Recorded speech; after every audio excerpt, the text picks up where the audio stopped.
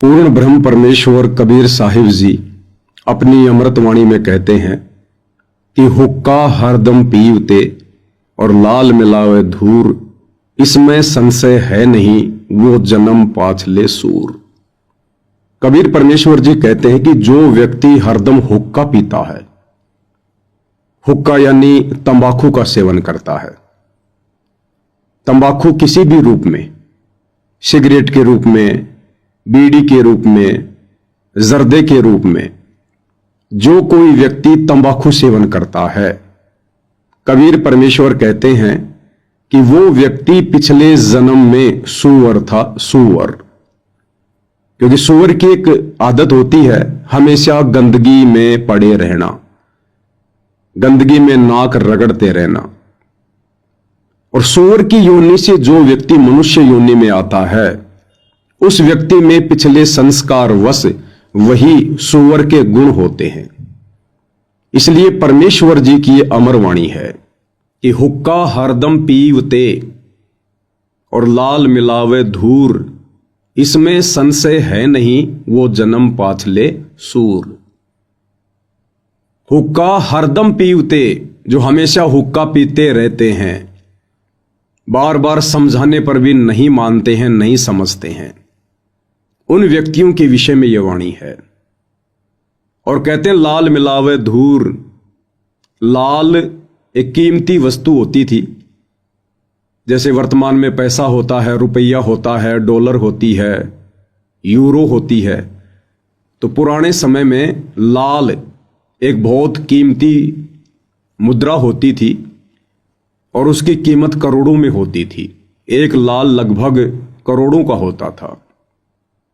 तो कहते हैं लाल मिलावे धूर, ये मनुष्य शरीर भी उतना ही कीमती है, उस लाल से भी कहीं अधिक कीमती है। क्योंकि 84 लाख योनियां भोगने के बाद परमेश्वर हमें एक मनुष्य शरीर प्रदान करते हैं। और स्वयं परमेश्वर जी अपनी वाणी में कहते हैं कि मानुष्य जन्म दुर्लभ है, ये मिले न बारंबार, जैसे पेड़ से पत्ता टूट गिरे फिर बहुर न लगता डार। ये मनुष्य जन्म इतना अनमोल है, इसलिए इसकी तुलना लाल से की गई है। तो कहते हैं जो व्यक्ति हरदम हुक्का पीते हैं, तंबाकू सेवन करते हैं, समझाने पर भी नहीं समझते हैं, नहीं मानते हैं, इस गंदे व्यसन को नहीं त्यागते हैं, कहते हैं वो व्यक्ति तो अपने इस अनमोल मनुष्य जीवन को, जो कि लाल की तरह कीमती है, इसको धूल में मिला रहे हैं। लाल मिलावे धूर। और कहते हैं फिर इसमें संशय है नहीं कि इस बात में फिर कोई मीन मेख नहीं है, शक की कोई गुंजाइश नहीं है कि जो व्यक्ति बार बार समझाने पर भी तंबाकू सेवन करना नहीं त्यागता है, फिर वो जन्म पाछले सूर, यानी वो व्यक्ति इस मनुष्य योनि में सूअर की योनि से आया है और वही गंदी आदत मनुष्य जन्म प्राप्त करके भी उसकी बनी हुई है। भाइयों और बहनों, आज का वीडियो बहुत ही महत्वपूर्ण है, क्योंकि आज का वीडियो विशेषकर हरियाणा की जो खाप पंचायत है, विशेषकर महम 24 खाप पंचायत, और उनके जो प्रधान हैं, सरपंच हैं, सेक्रेटरी हैं, वे लोग, जिन लोगों ने 12 अक्टूबर 2025 को परम पूज्य परमेश्वर सतगुरु रामपाल जी के सम्मान में अपनी विशेष भूमिका निभाई है महम 24 चबूतरे पर, ये आज का वीडियो उनको समर्पित है। आज के वीडियो की हम शुरुआत करें उससे पहले महम 24 खाप पंचायत के सभी प्रधानों को, सरपंचों को मैं पवन दास, परम पूज्य परमेश्वर सतगुरु रामपाल जी भगवान का अदनासा शिष्य, हाथ जोड़कर मेरे उन बुजुर्गों से मैं प्रार्थना करूंगा, विनती करूंगा कि आप परमेश्वर रामपाल जी के सत्य ज्ञान को, इस तत्व ज्ञान को थोड़ा धैर्यपूर्वक, निष्पक्ष होकर गहनता से समझने का प्रयास करें। ये तत्व ज्ञान है कोई सामान्य ज्ञान नहीं है जो चुटकी बजाते ही समझ में आ जाएगा। और आप सभी प्रधानों को मैं कहना चाहूंगा कि आप लोगों का दुर्भाग्य कि परमेश्वर रामपाल जी से जुड़ने से पहले आप लोगों को सतलोक आश्रम मैनेजमेंट हरियाणा की कुसंगति नसीब हुई है, इसलिए आप जी इस सतज्ञान को गहराई से नहीं ले रहे हैं। तो आज इस विषय पर हम खुलकर बातें करेंगे। सभी खाप पंचायतों के प्रधानों को एक संदेशा देंगे। आप भी हमारे बुजुर्ग हैं, हमारे पिता समान हैं, हमारे ही भाई बंधु हैं, और ये ज्ञान जन जन तक जाना चाहिए। इस ज्ञान की पूरे विश्व को आवश्यकता है, लेकिन ये ज्ञान समझना इतना आसान नहीं है। तो आज के वीडियो की मैं शुरुआत करूं उससे पहले परम पूज्य परमेश्वर सतगुरु रामपाल जी भगवान की वंदना करते हैं, उनका जयकारा लगाते हैं। बंदी छोड़ सतगुरु रामपाल जी परमेश्वर जी की जय हो। परम पिता परमात्मा सारी सृष्टि के रचनहार, कुल मालिक, असंख्य ब्रह्मांडों के स्वामी, जगत गुरु, तीनों लोकों में प्रवेश करके सबका धारण पोषण करने वाले, राजाधिराज, आत्माधार, नाथों के नाथ, देवों के देव महादेव, सर्वेश्वर महेश्वर, मृत्युंजय, अजरो अमर, आदि अनादि सनातनी प्रभु, जगत पिता जगदीश्वर, श्री श्री 1008 की उपाधि के वास्तविक अधिकारी, अकाल मूरत, सौद स्वरूपी राम वासुदेव, सर्वगतम ब्रह्म, परम पूज्य, प्रथम पूज्य, परम संत, परम पुरुष, परम धनी, परम दयालु, सत्य कबीर, हक्का कबीर, अल्लाहु कबीर, अल्लाहु अकबर, बाखबर, अल्लाह ताला, जगत के तारणहार, जगत के मुक्तिदाता, जगत के जगन्नाथ, हारे के सहारे, हिंदुओं के राम, मुसलमानों के अल्लाह, सिखों के वाहिगुरु, ईसाइयों के मसीह, दया के सागर दयानिधि, करुणा के सागर करुणानिधि, स्वयंभू परिभू, संकट मोचन, कष्ट हरण, मंगल करण, दुख भंजन, अविगत कबीर, निर्विकार निर्विषम परमात्मा, अलय अलेख सतगुरु, आदि अनादि सतगुरु, असली मर्यादा पुरुषोत्तम, असली राम, असली कृष्ण, असली घनश्याम, असली मुरारी, राजाओं के राजा, महाराजाओं के महाराजा, शहंशाहों के शहंशाह, सम्राटों के सम्राट, भगवानों के भगवान, अल्लाहों के अल्लाह, प्रभुओं के प्रभु, मसीहों के मसीह, सच्चे वाहिगुरु, बाबाओं के बाबा, पीरों के पीर, सेठों के सेठ, जगत सेठ, सावड़सा सेठ, सर्वगुण संपन्न, अनंत कोटि कलाओं के स्वामी, अनंत कोटि ब्रह्मांडों के नायक, योगियों में महायोगी, ध्यानियों में महाध्यानी, सिद्धों में परम सिद्ध, ज्ञानियों में तत्व ज्ञानी, ब्रह्म ज्ञानी, महाज्ञानी, परम ज्ञानी, सर्वश्रेष्ठ ज्ञानी, विज्ञानी, युवा कबीर, समर्थ कबीर, असमवात, अमित ओजा, सच्चे रहनुमा, करीम अल्लाह, सुभान अल्लाह, दुनिया के अंतिम पैगंबर, 8 सितंबर 1951 से गांव धनाना, जिला सोनीपत, हरियाणा, भारतवर्ष की पावन भूमि पे प्रकट रियल कल की भगवान श्री नारायण साकार हरि, श्री बाबा साहेब, नूर अनंत परमात्मा, सच्चे दरवेश, सच्चे बाखबर, संत श्रोमणी सतगुरु रामपाल जी परमेश्वर जी की चरण कमल में साध संगति से जुड़े हुए देश विदेश से आप और हम सभी सत्सेवक भाई बहनों का अनंत कोटि दंडवत प्रणाम। परमपिता परमेश्वर सतगुरु रामपाल जी आप और हम सभी आत्माओं को, जो आत्माएं ये वीडियो देख रही हैं, हम सभी को सद्बुद्धि प्रदान करे, हमें अपनी शरण में रखे और हमें इसी प्रकार मोक्ष मार्ग में निरंतर आगे की ओर बढ़ाते ही रहें। तो आज का वीडियो विशेषकर हरियाणा खाप पंचायतों को डेडिकेट है।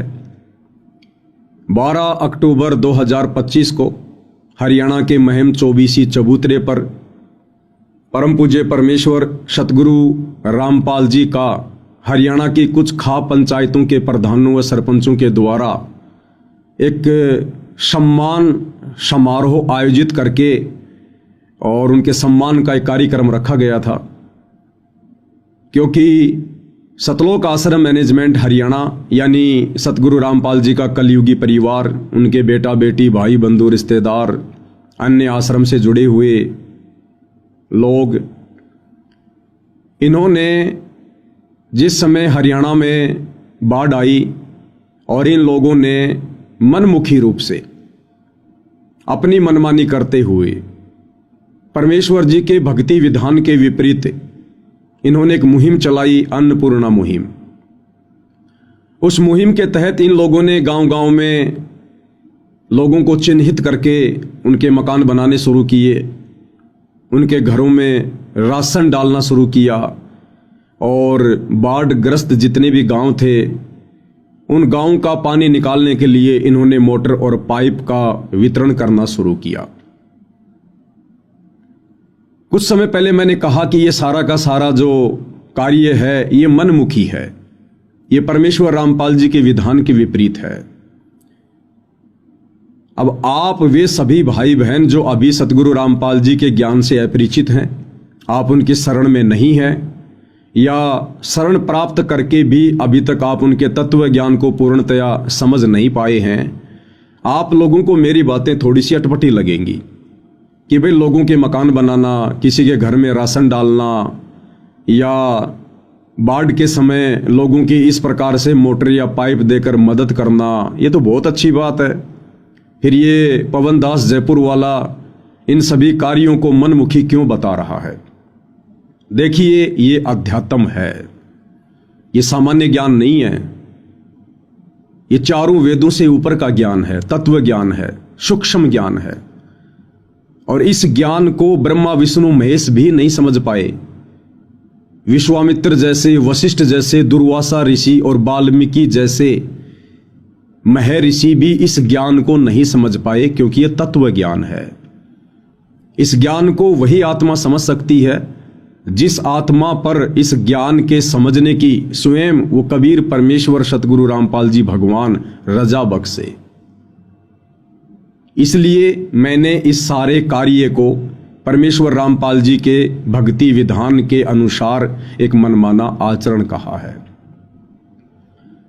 जब तक आप सतगुरु रामपाल जी की शरण में नहीं आएंगे तब तक आपका ज्ञान बच्चों जैसा है।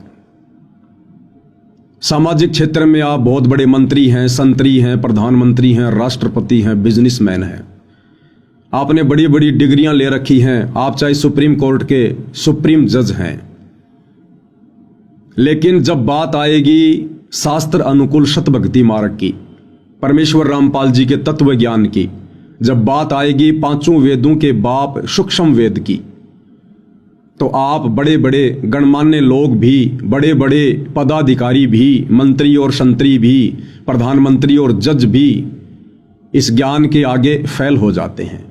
उस समय आपकी बुद्धि अध्यात्म में एक बच्चे के जैसे काम करती है। तो जिस प्रकार से बहुत सारे बच्चे इकट्ठे हैं और एक बच्चे को शुगर है, डायबिटीज है, और शुगर के मरीज को डॉक्टर मना करता है मिठाई खाने से कि भैया अगर आपने मीठे का प्रयोग किया तो आप इस बीमारी से रिकवर नहीं हो पाओगे, आपकी समस्या और ज्यादा बढ़ जाएगी, आपकी मृत्यु भी हो सकती है। उस बच्चे को माता पिता के द्वारा समझा दिया जाता है कि बेटा आप चाहे घर में रहो, चाहे बाहर रहो, चाहे किसी आड़ोसी पड़ोसी के घर पर जाओ, यदि आपको कोई मीठा खाने को दे तो आपने बिल्कुल भी मीठा नहीं खाना है। डॉक्टर ने मना किया है, तुझे डायबिटीज है। इस बात से थोड़ा बहुत वो बच्चा भी परिचित होता है कि भाई मैं हॉस्पिटल में गया था, डॉक्टर ने मुझे इंजेक्शन लगाए, कभी पेट में कभी पैर में, बड़ी पीड़ा हुई थी और डॉक्टर ने मुझे सख्त मना किया था कि बेटा मीठा नहीं खाना। और वो बच्चा अपने अन्य साथियों के साथ में कहीं खेल रहा है गली में, गांव में, और बाकी बच्चे डायबिटीज से, शुगर से अपरिचित हैं, और वो बच्चे मिठाई लेकर कहें अपने उस साथी से कि भाई आप भी मिठाई खाओ, आप भी रसगुल्ले खाओ, और वो बच्चा उसको बार बार मना करे कि नहीं नहीं मैं मिठाई नहीं खा सकता, मुझे डॉक्टर ने मना कर रखा है। तो बाकी बच्चे क्या कहेंगे? वो बच्चे जो नादान हैं, जिन्हें शुगर जैसी भयंकर बीमारी का ज्ञान नहीं है, वो बच्चे तो यही कहेंगे कि तेरे को किस मूर्ख ने ये उल्टा पाठ पढ़ा दिया। अरे धरती पर ऐसा कौन सा डॉक्टर आ गया जो मीठा खाने को मना करता है? मीठा तो सबको अच्छा लगता है और हम भी तो बच्चे हैं तेरे जैसे, हम भी तो मीठा खा रहे हैं, हमें तो कोई दिक्कत नहीं है। लेकिन भाइयों और बहनों, वो बच्चा जिसको थोड़ा बहुत ज्ञान हो चुका है डॉक्टर से भी और अपने माता पिता से भी, वो बच्चा मीठा नहीं खाएगा। क्यों? क्योंकि वो बच्चा डायबिटीज की बीमारी से होने वाली परेशानियों से परिचित है। लेकिन वो बच्चे इस बात को कतई नहीं मानेंगे कि डॉक्टर ने मना किया होगा या मीठा खाना बुरी चीज है। मीठा खाना बुरी चीज नहीं है। हर किसी को डॉक्टर भी मीठा खाना मना नहीं करता, लेकिन विशेष परिस्थितियों में डॉक्टर मना करेगा और विशेष परिस्थितियों में उस मरीज के लिए भी मीठा खाना जहर के समान है। तो ठीक इसी प्रकार आप जगत के जितने भी मेरे भाई बहन हैं, विशेषकर खा पंचायत के प्रधान, सरपंच, सेक्रेटरी, आप भाई बहनों की बुद्धि आध्यात्मिक क्षेत्र में वर्तमान में उन बच्चों जैसी ही कार्य कर रही है। परमेश्वर जी के भक्ति विधान अनुसार यहां हर प्राणी अपने कर्मों का भोग भोगता है। जो जैसा कर्म करेगा वैसा ही फल उसको परमेश्वर देता है, अच्छा या बुरा, लाभ या हानि। तो जिस समय हरियाणा में ये बाढ़ की समस्या आई, उस समय आप हरियाणा के गांव वालों की मदद सरकार तो कर सकती है, आपके विधायक, आपके मंत्री, आपके एमएलए, ये लोग कर सकते हैं, आपके रिश्तेदार कर सकते हैं, परंतु परमेश्वर रामपाल जी के भक्ति विधान अनुसार परमेश्वर रामपाल जी के भक्तों के लिए जिस प्रकार से सतलोक आश्रम वाले गांव-गांव में जाकर भगत समाज के ज्योति पाठ और दान के पैसों से जो ये मोटर, पाइप, मकान बनाना, राशन वगैरह देना, ये इस प्रकार के जो कार्य कर रहे हैं, ये परमेश्वर रामपाल जी के भक्ति विधान अनुसार उचित नहीं है। यदि आपने इन तमाम समस्याओं से राहत प्राप्त करनी है, आने वाली घोर विपत्तियों से बचना है, परिवार को बचाना है, तो भाई परमेश्वर रामपाल जी की शरण में आना पड़ेगा। उसके बाद उस भगत की रक्षा, उसकी फसल की रक्षा, उसके परिवार की रक्षा, उसके शरीर की रक्षा फिर उसका सतगुरु करेगा, फिर वो सतगुरु के जिम्मे है। और हमने परमेश्वर रामपाल जी की शरण में आने के बाद किसी के कर्मों में कोई फेरबदल करने का अधिकार नहीं है। यदि हम किसी के कर्मों में कोई फेरबदल करेंगे तो उससे हमारी भक्ति नष्ट होगी, हमारा भक्ति बैलेंस उस व्यक्ति के अकाउंट में काल के द्वारा डाल दिया जाएगा और हमें भक्ति से पेंचर कर दिया जाएगा। दूसरी बात, वर्तमान में जो व्यक्ति भक्तिहीन है, देखो भक्ति तो पूरी दुनिया कर रही है। मुसलमान मस्जिद में जाते हैं, हिंदू मंदिर में जाते हैं, सिख गुरुद्वारे में जाते हैं। हर व्यक्ति कहीं न कहीं से जुड़ा हुआ है, किसी न किसी देव या महादेव का उसने सहारा ले रखा है, लेकिन वो असल में सत भक्ति नहीं है।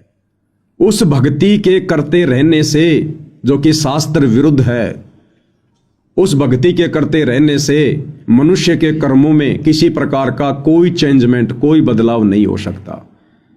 जब तक आप सच्चे गुरु की शरण में आकर सत भक्ति नहीं करेंगे, मर्यादाओं में रहकर नहीं करेंगे, तब तक आपके भाग्य में किसी भी प्रकार का कोई भी परिवर्तन नहीं हो सकता है।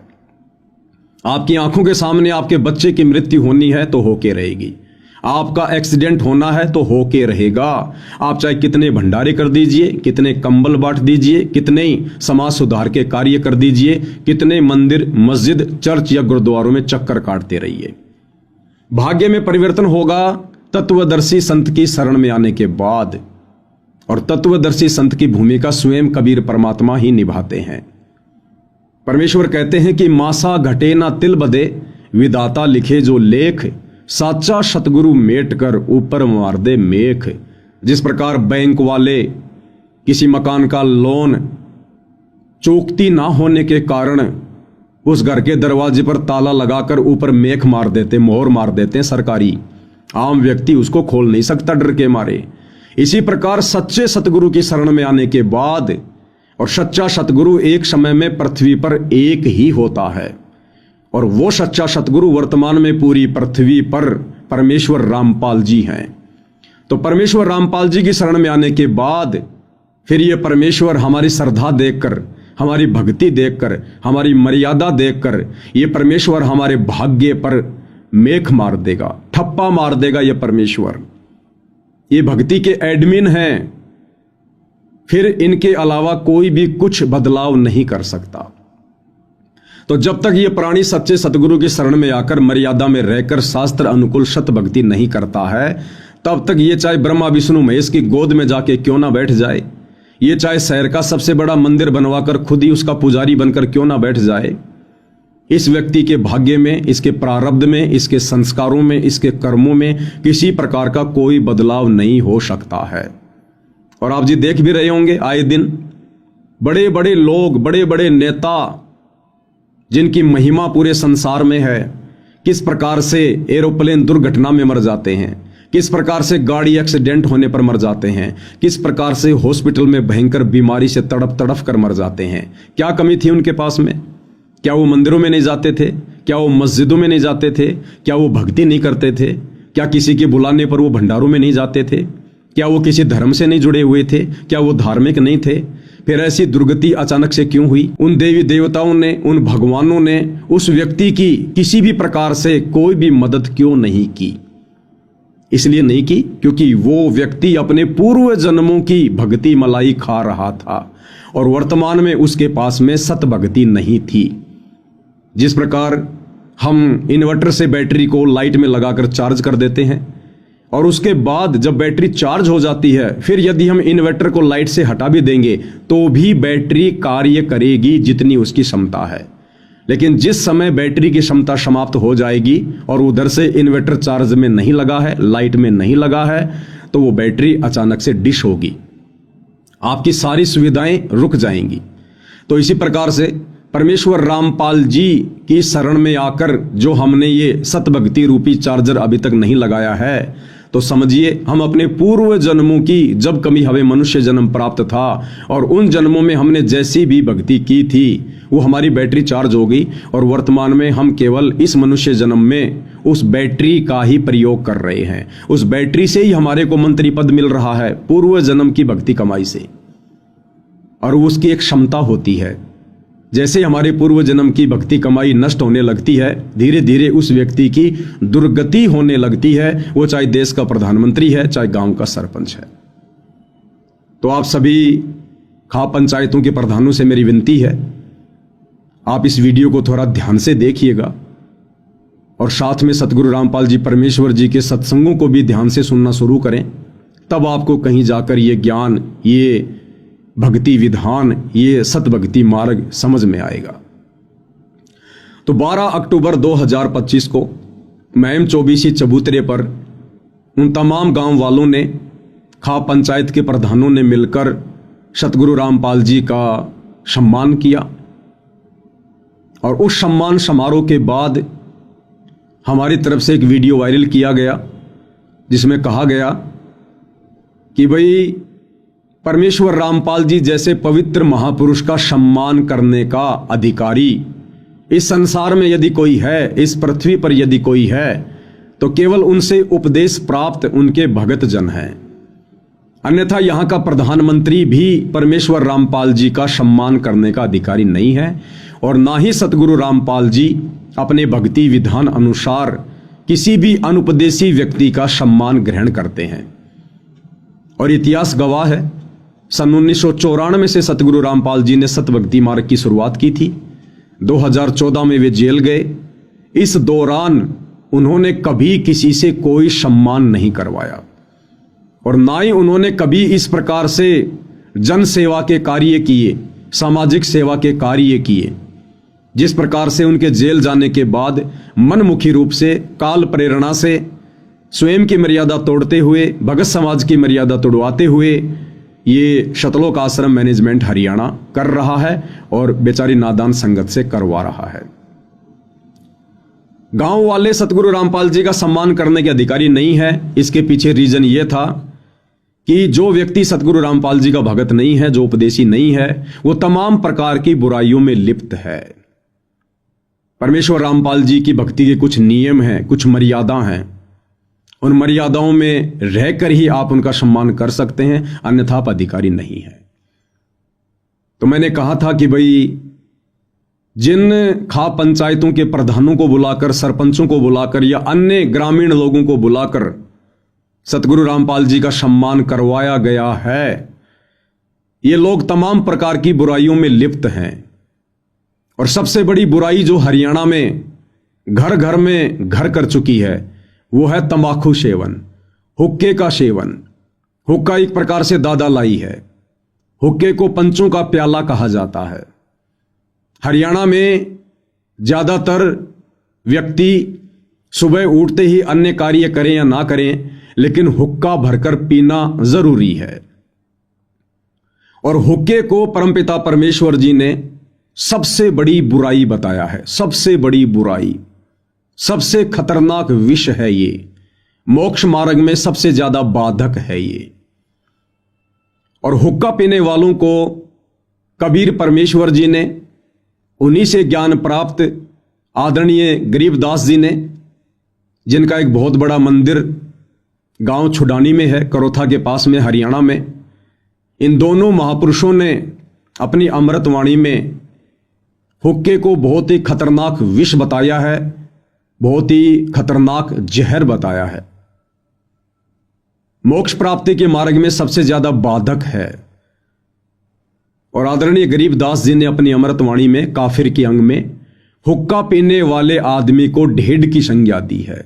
ढेड़ यानी नीच। ढेड़ कोई जाति से संबंधित शब्द नहीं है। ढेड़ का मतलब होता है जो व्यक्ति नीच कर्म करता है, गलत कर्म करता है, वो चाहे किसी भी जाति से हो, किसी भी धर्म से हो, वो व्यक्ति ढेड़ की श्रेणी में है। तो आदरणीय गरीबदास जी ने हुक्का पीने वाले व्यक्तियों को ढेड़ आदमी की संज्ञा दी है। और परमेश्वर रामपाल जी ने भी साफ साफ कहा है कि हुक्का पीना ढेड़ आदमियों का काम है, ढेड़ आदमियों का।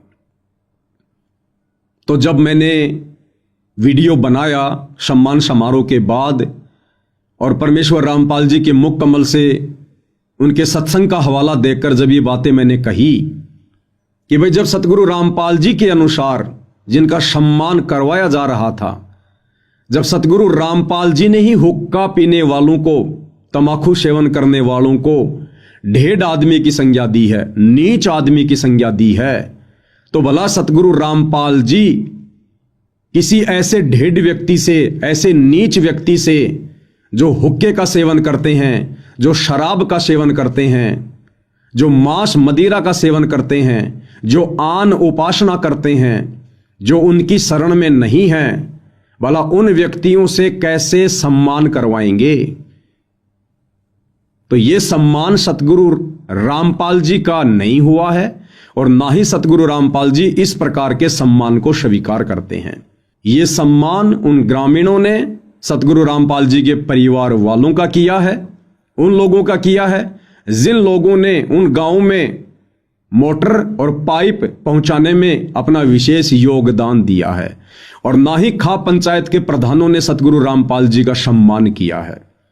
अगर वास्तव में इन लोगों को सतगुरु रामपाल जी का सम्मान करना होता तो सबसे पहले ये लोग सतगुरु रामपाल जी के ज्ञान और भक्ति विधान से परिचित होते, कुछ दिन उनके सत्संग सुनते, उनके विचारों से अवगत होते और फिर ये निर्णय लेते कि क्या हम वास्तव में सतगुरु रामपाल जी जैसे महापुरुष का, जिनको हम परमात्मा परमात्मा कह रहे हैं, भगवान भगवान कह रहे हैं, हम उनका सम्मान करने के अधिकारी हैं भी या नहीं।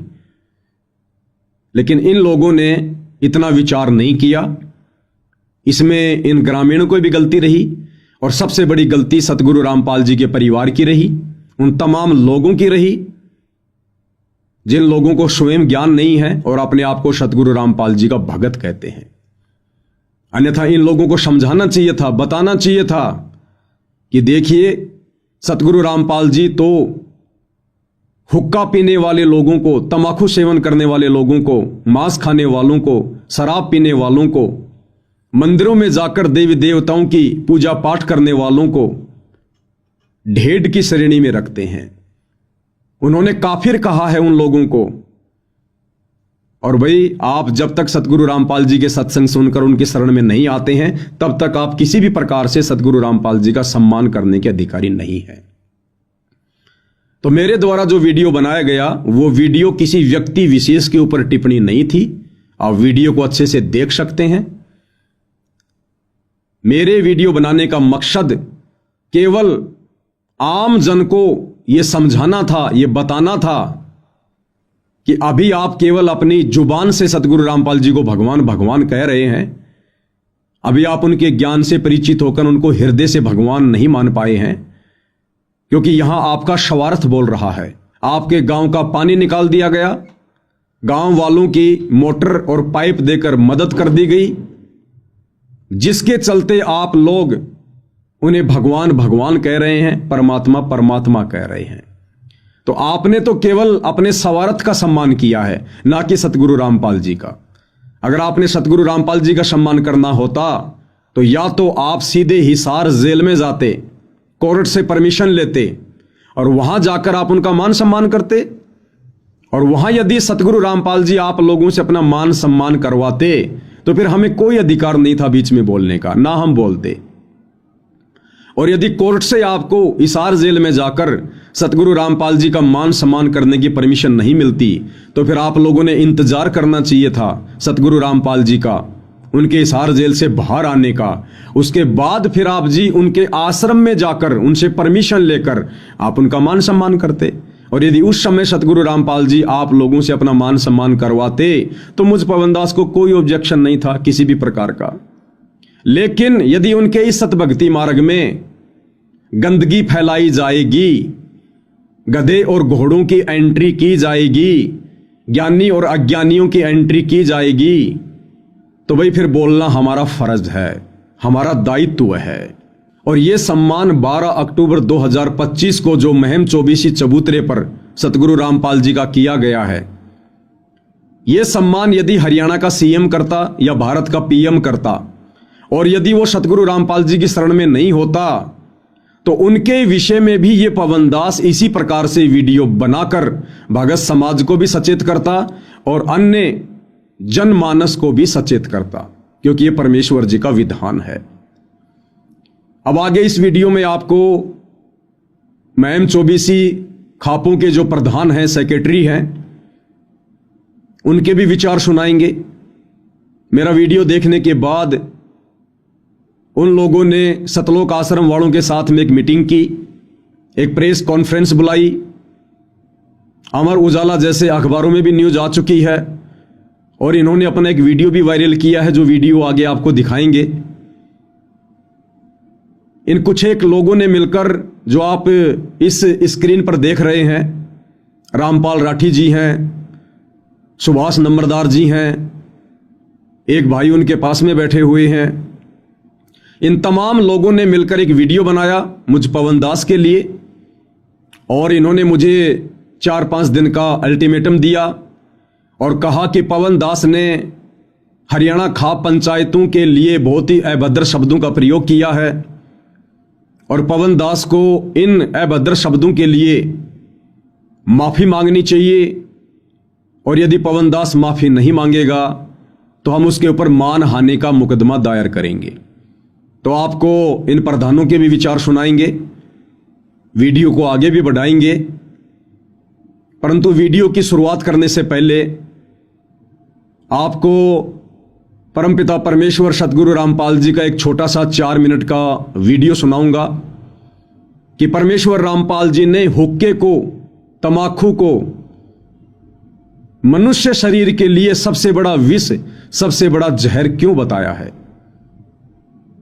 ये मनुष्य जन्म हमें मोक्ष प्राप्ति के लिए मिलता है, 84 लाख योनियों के महाकष्टों से छुटकारा प्राप्त करने के लिए मिलता है, और ये तमाकू इसमें कितनी बड़ी बाधा है। छोटा सा वीडियो परमेश्वर रामपाल जी के मुख कमल से, सभी से निवेदन है ध्यान से सुनिएगा, क्योंकि साथ साथ जानकारी होनी बहुत जरूरी है। उसके बाद फिर आप खाप पंचायत के प्रधानों के भी विचार लोगों को सुनाएंगे, और आप लोगों की जो जो बातें हैं उनके ऊपर ये पवनदास सतगुरु रामपाल जी परमेश्वर जी के ज्ञान आधार से स्पष्टीकरण भी देगा। तो सबसे पहले परमेश्वर रामपाल जी के मुख कमल से सुनाते हैं कि हुक्का पीना मनुष्य शरीर के लिए सबसे ज्यादा खतरनाक क्यों है। सुनिएगा सतगुरु रामपाल जी के मुकम्मल से। अब इस तम्बाकू में इतना दोष क्यों बताया, इस तम्बाकू को इतना हानिकारक दोष क्यों बताया, सबसे ज्यादा भयंकर क्यों बताया? इसका कारण है कि मानव शरीर परमात्मा पाने के लिए ही मिलता है। जो पुण्यात्मा परमात्मा चाहते हैं वो मानव शरीर में ही उसकी तलाश खोज और मेहनत मजदूरी करके उस परमात्मा को पा सकते हैं। अन्य इसमें अगर हम भक्ति नहीं करते हैं, परमात्मा नहीं पाते हैं, तो पशु पक्षियों जैसा जीवन ही जीकर हम चले जाते हैं।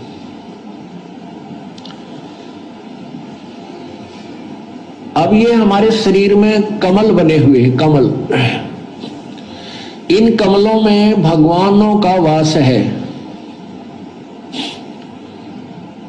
मूल कमल में गणेश जी, और स्वाद कमल में सावित्री ब्रह्मा जी, नाभि कमल में विष्णु और लक्ष्मी जी, हृदय कमल में शिव और पार्वती जी, और कंठ कमल में शेरा वाली दुर्गा जी।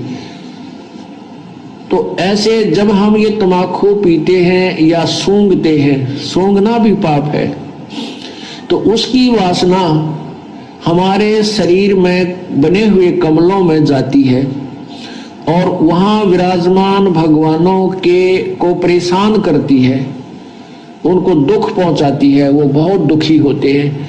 अब जैसे रिश्तेदार आ जावे और उसको कमरे में बैठा कर अच्छी रोटी खाना खुना खिला कर, और उससे मैं एक छोटे से कमरे में ही और धुआं कर दे,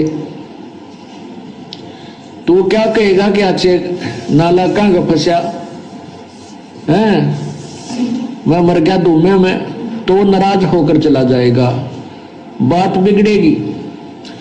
और दूसरा ये है कि जैसे हम तम्बाकू का प्रयोग करते हैं, धुआं बाहर छोड़ते हैं, आप देखिएगा हुक्का पीने वाले के हाथ पर भी निशान पड़ जाता है, और हुक्के की जो वो पाइप होती है उसको भी दूसरे तीसरे दिन साफ करते थे हमारे, देखे हमने बुजुर्ग, तो उसमें इसी मोटी मोटी पापड़ी सी उतरती थी, इतना मैल जम जाता था, उसमें गज लगा लगा कर उसको साफ करते थे, धोते थे।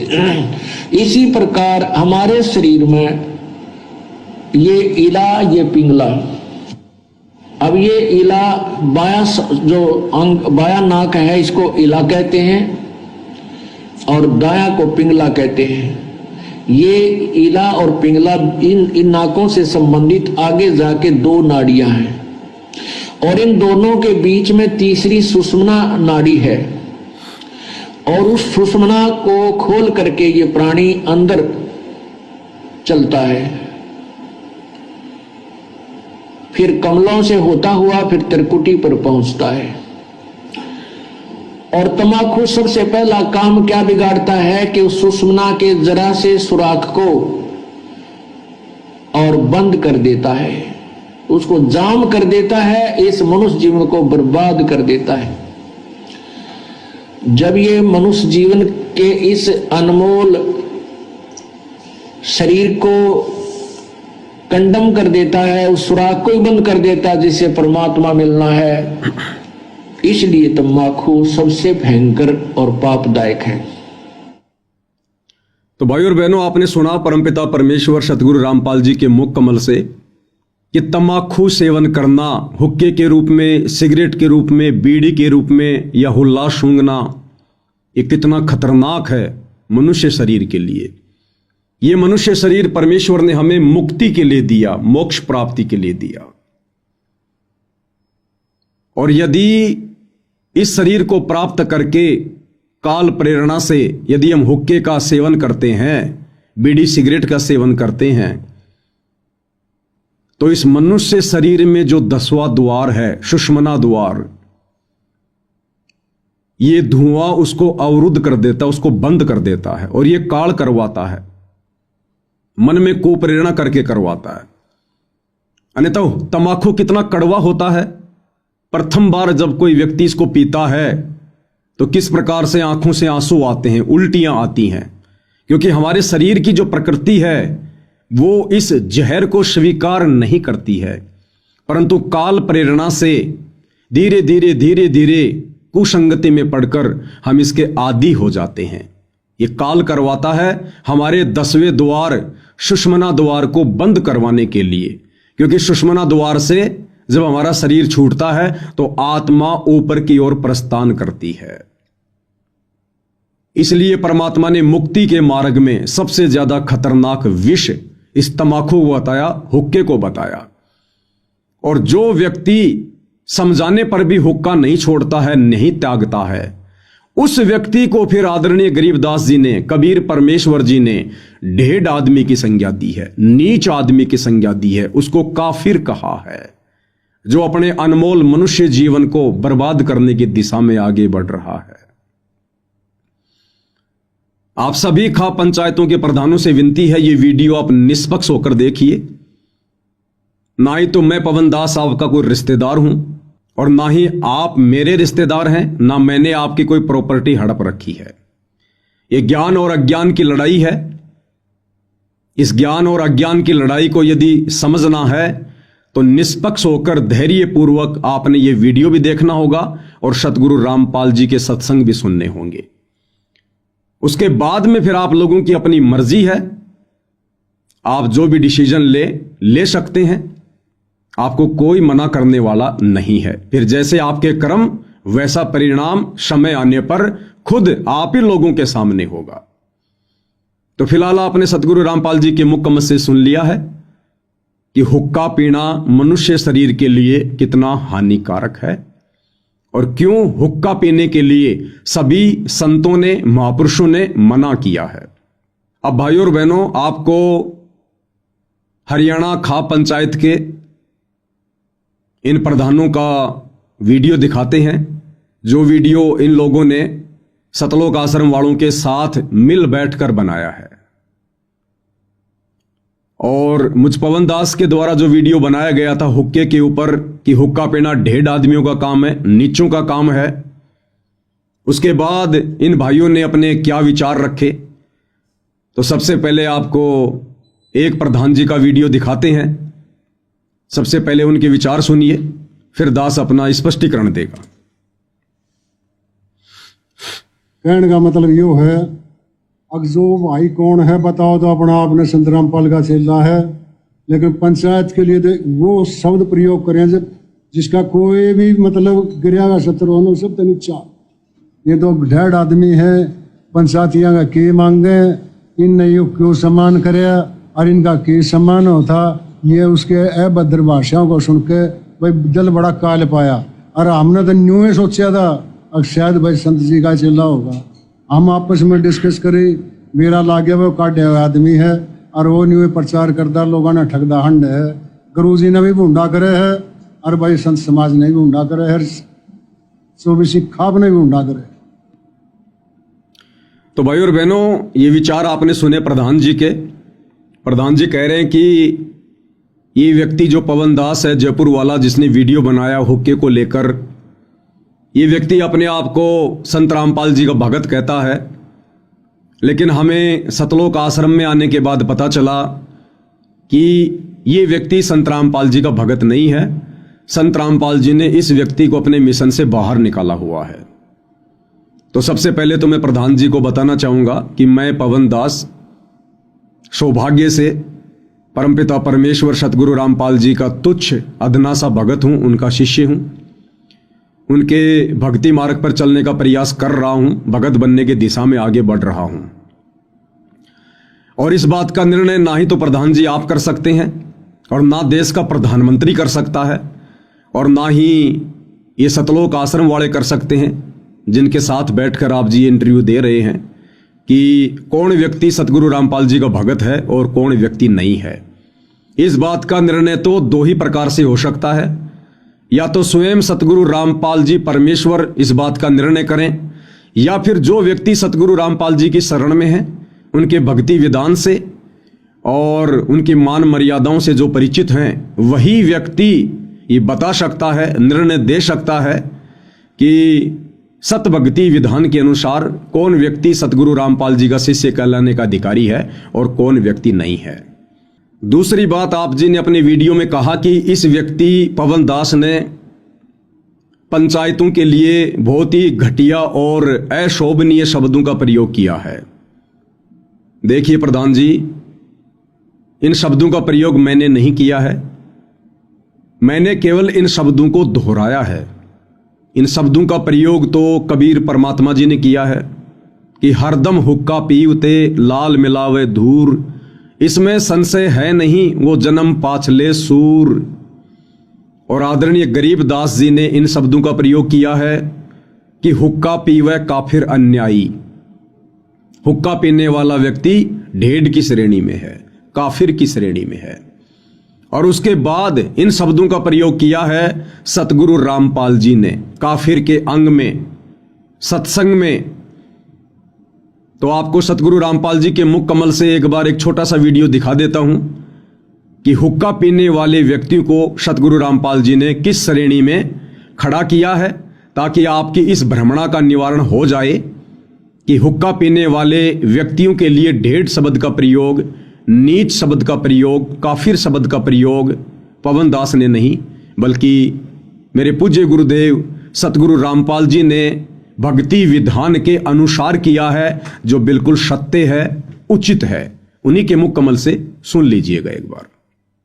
काफिर गुता हते सलाई, काफिर हुक्का पीवे अन्यायी।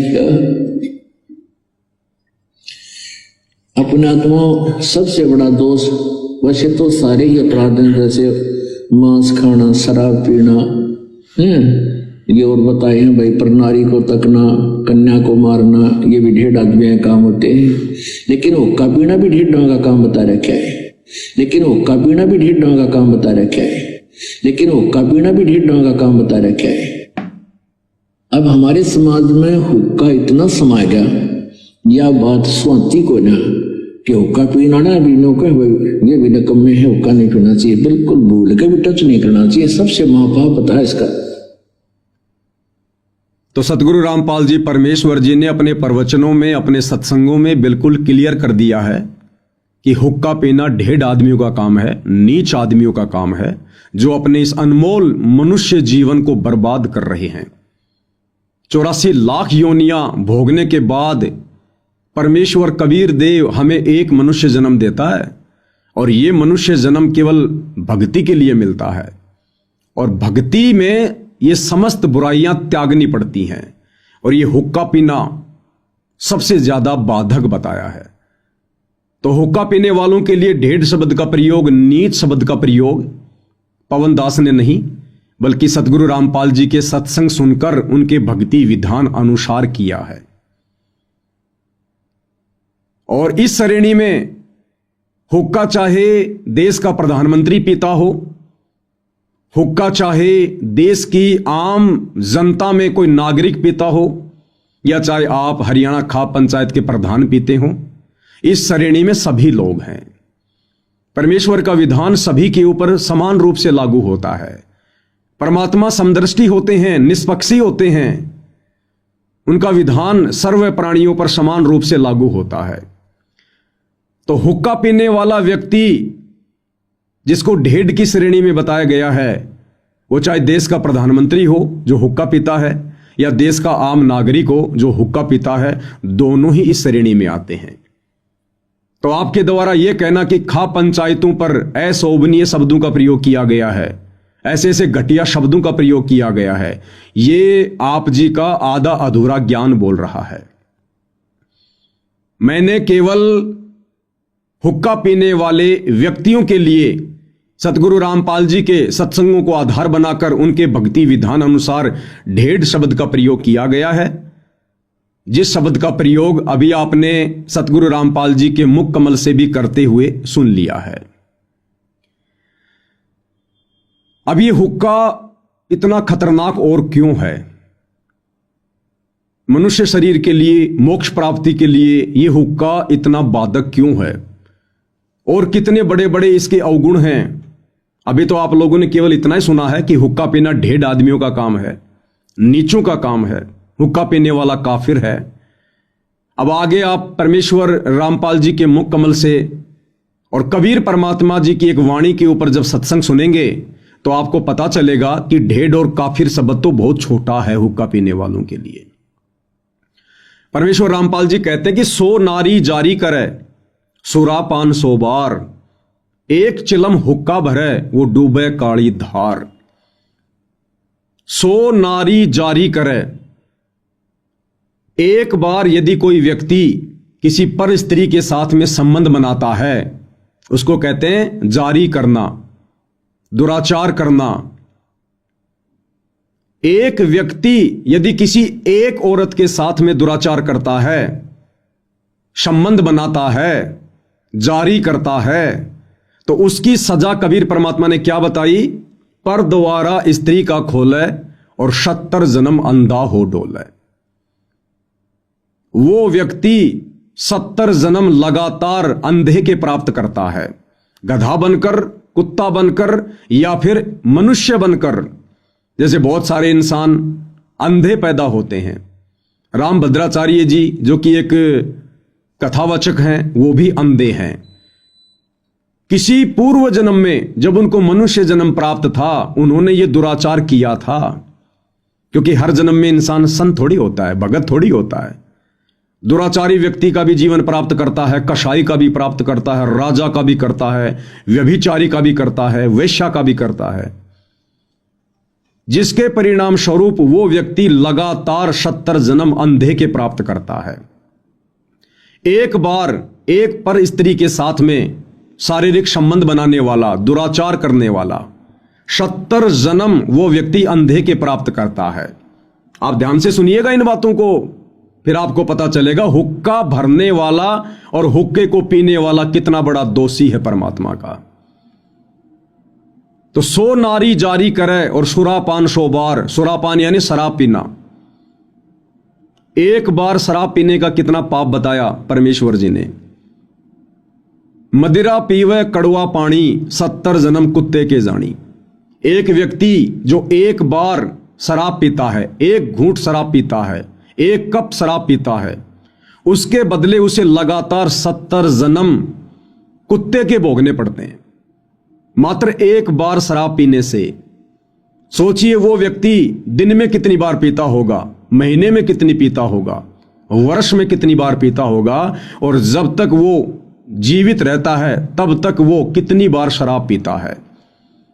तो एक बार शराब पीने की सजा परमेश्वर के विधान अनुसार 70 जन्म लगातार कुत्ते के, और एक पर स्त्री के साथ में शारीरिक संबंध बनाने का कितना बड़ा पाप? पर द्वारा स्त्री का खोले 70 जन्म अंधा हो डोले। अब परमेश्वर जी कहते हैं कि यही पाप यदि 100 बार कर लिया जाए, 100 नारी जारी करे और सुरापान 100 बार, 100 बार किसी पर स्त्री के साथ में शारीरिक संबंध बना लिए जाएं और 100 बार शराब पी ली जाए, उस व्यक्ति को कितना दोष लगेगा? 100 नारी जारी करे सुरापान 100 बार। कहते हैं इतना पाप, एक चिलम हुक्का भरे वो डूबे काली धार। इतना भयंकर पाप तो कि 100 पर स्त्रियों के साथ में गमन कर लो उसका कितना दोष है, और 100 बार शराब पी लो उसका कितना दोष है। कहते हैं इतना पाप, इतना दोष परमेश्वर जी के विधान अनुसार एक हुक्का भरने वाले को, किसी को सिगरेट हाथ में पकड़ाने वाले को, बीड़ी सिगरेट हुक्का पीने वाले को, सहयोग करने वाले को है इतना दोष, इतना पाप। और जो व्यक्ति हुक्का पीता है, बीड़ी सिगरेट पीता है, परमात्मा कहते हैं उसका तो बेड़ा गर्क होता है, बेड़ा गर्क। इसलिए सतगुरु रामपाल जी ने हुक्का पीने वालों को, नशा करने वालों को ढेड की संज्ञा दी है, नीच की संज्ञा दी है। वो इतना दोषी हो रहा है परमपिता परमेश्वर जी का, अज्ञानता में, नासमझी में। आपको सतगुरु रामपाल जी के मुख कमल से सुनाते हैं। मैं कहूंगा अपनी तरफ से, और यदि सतगुरु रामपाल जी का प्रवचन नहीं सुनाऊंगा तो आप फिर से यही कहोगे कि इस पवन दास ने घटिया शब्दों का प्रयोग किया है। तो सतगुरु रामपाल जी के मुख कमल से सुनकर फिर आप जी विचार कर लेना कि अगर ये शब्द घटिया हैं तो ये घटिया शब्द पवन दास ने कहे हैं या फिर सतगुरु रामपाल जी परमेश्वर जी ने कहे हैं।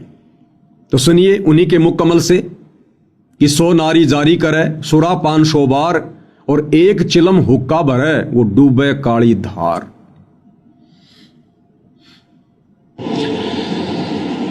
ये तो ऐसा खतरनाक विष है, इसका सबसे बड़ा पाप बताया हुक्के में तम्बाकू में। क्या बताते, 100 नारी जारी करे सुरापान 100 बार, एक चलम हुक्का भरे वो डूबे काली धार। ओहो, एक परत्रिया के पास गमन करने का कितना पाप बताते हैं। पर द्वारा स्त्री का खोले 70 जन्म अंधा हो डोले, मदरा पीवे कड़वा पानी 70 जन्म स्वान के जानी। और फिर कहते सुरापान मदमासा हारी, गमन करे भोग पर नारी 70 जन्म कटेंगे शीसम, साक्षी साहेब है जगदीशम। परमात्मा आदरणीय गरीबदास साहेब जी अपने भगवान कबीर साहब को साक्षी रख के कह रहे हैं कि जो विकार तुम कर रहे हो ये कितने भयंकर हैं।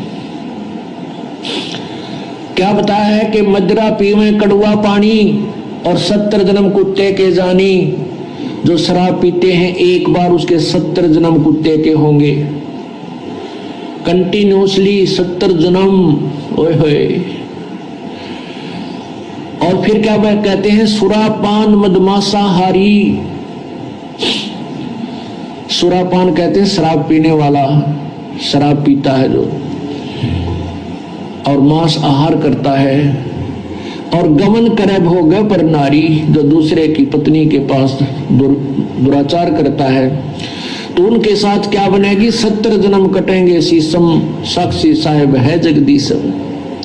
उन लोगों के 70 जन्म शीश कटेंगे, कि तो बकरा बनेगा, कि तो मुर्गा बनेगा, कि तो वैसे, कि तो गंडासी में आगे कटेगा, कि तो थ्रेसर में आकर नाड़ आ जाएगी। यानी दुर्गति से मौत होगी, बुरे जन्म होंगे। उसके लिए बताते हैं कि 100 नारी जारी करे सुरापान 100 बार। ओए होए।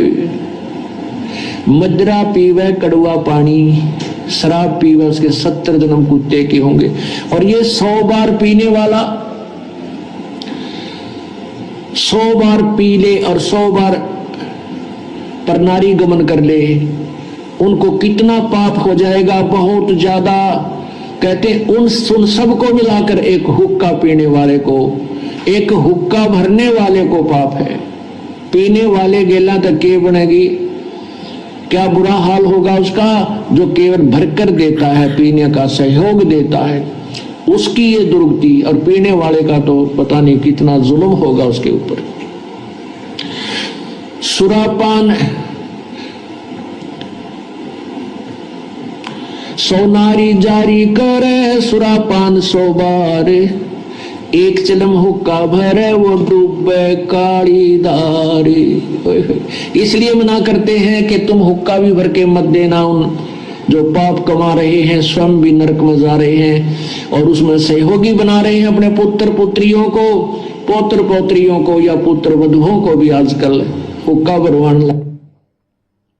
तो प्रधान जी आपने सुन लिया होगा सतगुरु रामपाल जी के मुख कमल से कि हुक्का भरने वाले को कितना दोष है, कितने जन्म वो लगातार कुत्ते के प्राप्त करेगा, कितने जन्मों तक लगातार उसके सिर कटेंगे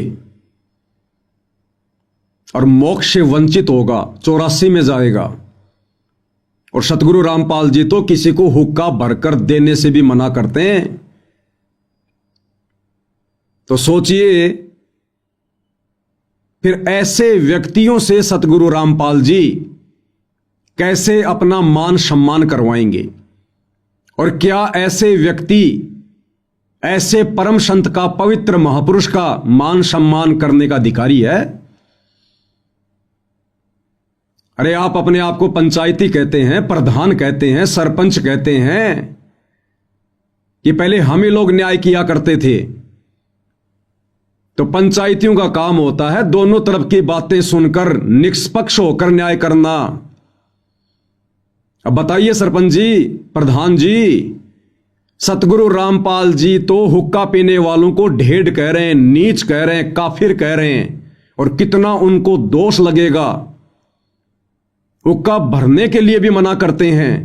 तो बताइए सतगुरु रामपाल जी फिर हुक्का पीने वालों से, हुक्का पीने में किसी का सहयोग करने वालों से, शराब पीने वालों से, मांस खाने वालों से भला कैसे अपना मान सम्मान करवाएंगे?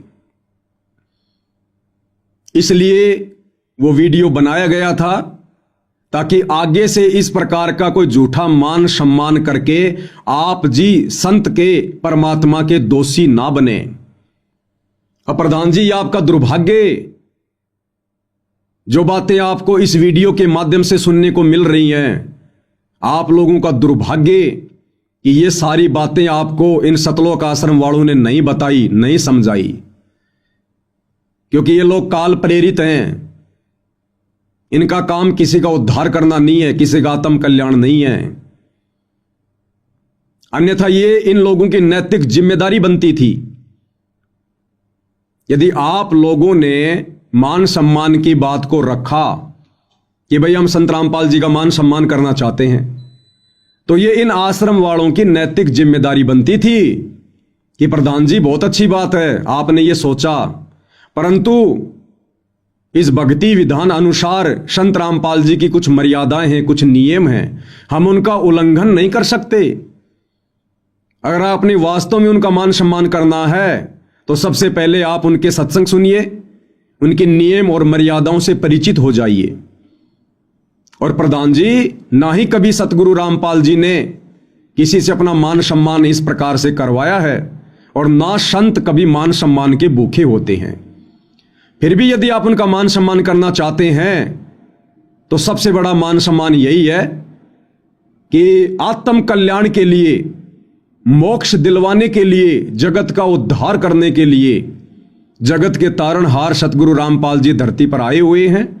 आप इनके सत्संग सुनकर इनको पहचानिए, इनकी शरण में आइए, और आप इन तमाम हुक्के जैसी, शराब जैसी बुराइयों को त्याग कर उनसे उपदेश लेकर आत्म कल्याण के मार्ग में आगे बढ़िए। यदि आप अपना आत्म कल्याण करवा लेते हैं तो ये सतगुरु रामपाल जी का आप जियों की तरफ से, आपके गांव की तरफ से सबसे बड़ा सम्मान होगा। क्योंकि सतगुरु रामपाल जी कहते हैं, आत्म प्राण उद्धार ही और धर्म नहीं दूजा। यदि कोई आत्मा परम संत से उपदेश लेकर अपनी आत्मा का कल्याण करवा लेती है, मोक्ष करवा लेती है, इससे बड़ा कोई धर्म नहीं है, कोई धर्म नहीं है। या फिर कोई किसी आत्मा का उद्धार करवा दे संत की शरण में लगाकर, उससे बड़ा कोई धर्म नहीं है। तो ये आप खा पंचायत के प्रधानों का, सरपंचों का दुर्भाग्य कि आप लोगों को सीधे तौर पर काल के द्वारा भेजे गए एजेंट इन सतलोक आश्रम वालों से सतगुरु रामपाल जी के कलयुगी बेटा बेटी, भाई बंधु, रिश्तेदारों से मिलने का ये दुर्भाग्य प्राप्त हुआ। आपको इनकी कुसंगति प्राप्त हुई, क्योंकि ये लोग भी मान बढ़ाई के भूखे हैं, इनको भी अपना मान सम्मान चाहिए। ये भी अहंकार में घूमते फिर रहे हैं। इन्हें भक्ति और भगवान से कोई लेना देना नहीं है। नाम दीक्षा लेते कोई भगत नहीं बन जाता है। भगत वो होता है जो भगवान की शिक्षाओं पर चले। संत का शिष्य वो होता है जो संत की शिक्षाओं पर चले, और ये लोग संत की एक भी शिक्षा पर खरे नहीं है। तो ये आप लोगों का दुर्भाग्य रहा। अन्यथा मैंने तो वही बातें कही हैं जो बातें सतगुरु रामपाल जी ने कही हैं। उसके बावजूद भी आप कह रहे हैं कि हम पवन दास पर मुकदमा करेंगे, मानहानि का मुकदमा करेंगे, समाज से उसका बहिष्कार करेंगे। तो भाई फिर ये पंचायतियों के लक्षण नहीं है। आप तो एक तरफा बातें कर रहे हैं, आप तो एक तरफा बातें कर रहे हैं। अगर इन्हीं बातों को लेकर, जो मैंने वीडियो में कहा कि हुक्का पीना 1.5 आदमियों का काम है, वो हुक्का चाहे देश का प्रधानमंत्री पियो, चाहे खा पंचायत के प्रधान पियो, हुक्का पीने वालों के लिए वो शब्द हैं। तो यही शब्द तो सतगुरु रामपाल जी ने कहे हैं, जो अभी आपने सुने हैं। तो मुकदमा करना तो फिर गुरु चेले दोनों के ऊपर करो ना। अगर फिर मुकदमा ही करना है तो गुरु चेले दोनों के ऊपर करो। लेकिन आप लोग भी अपने स्वार्थों के वसीभूत होकर सतलोक आश्रम वालों के एहसानों के नीचे दबे हुए हैं। उनके साथ बैठकर और उनके द्वारा जो मोटर और पाइप दिए गए हैं, आप उनके एहसानों के नीचे दबे हुए हैं। इसलिए सच कहने की हिम्मत और सच पर चलने की हिम्मत, न्याय करने की हिम्मत आप पंचायतियों में नहीं रही। अरे सीधी सी कहावत है, सांप को क्या मारते हो, सांप की मां को मारो, ताकि वो पैदा करना ही छोड़ दे। तो पवन दास ने यदि ऐसे शब्द कहे हैं तो न्याय तो यह कहता है, विधान तो यह कहता है कि पवन दास ने शब्द कहां से सीखे, पवन दास ने ये शब्द कहां से बोले? सतगुरु रामपाल जी के विचारों से, उनके सत्संगों से, उनके भक्ति विधान अनुसार। तो फिर मुकदमा तो गुरु चेले दोनों के ऊपर बनता भाई, मानहानि का दावा तो फिर दोनों के ऊपर बनता है। तो भाई तुम काहे के पंचायती, तुम काहे का न्याय करोगे? थोड़ा विचार करो इन बातों पर। तो भाई और बहनों, अब आपको आगे प्रधान जी और क्या कुछ कह रहे हैं। जब इंटरव्यू लेने वाले ने कहा कि फिर आपके पास में क्या तरीका है उस पवन दास को चुप करने का, यदि वो नहीं मानता है तो आप जी क्या प्रक्रिया अपनाएंगे? तो प्रधान जी क्या कह रहे हैं? प्रधान जी कह रहे हैं कि हमारे पास में बहुत सारे हथकंडे हैं, लेकिन वो हथकंडे फिलहाल हम अपनाना नहीं चाहते। कौन से हथकंडे? गुंडागर्दी के, मार पिटाई के।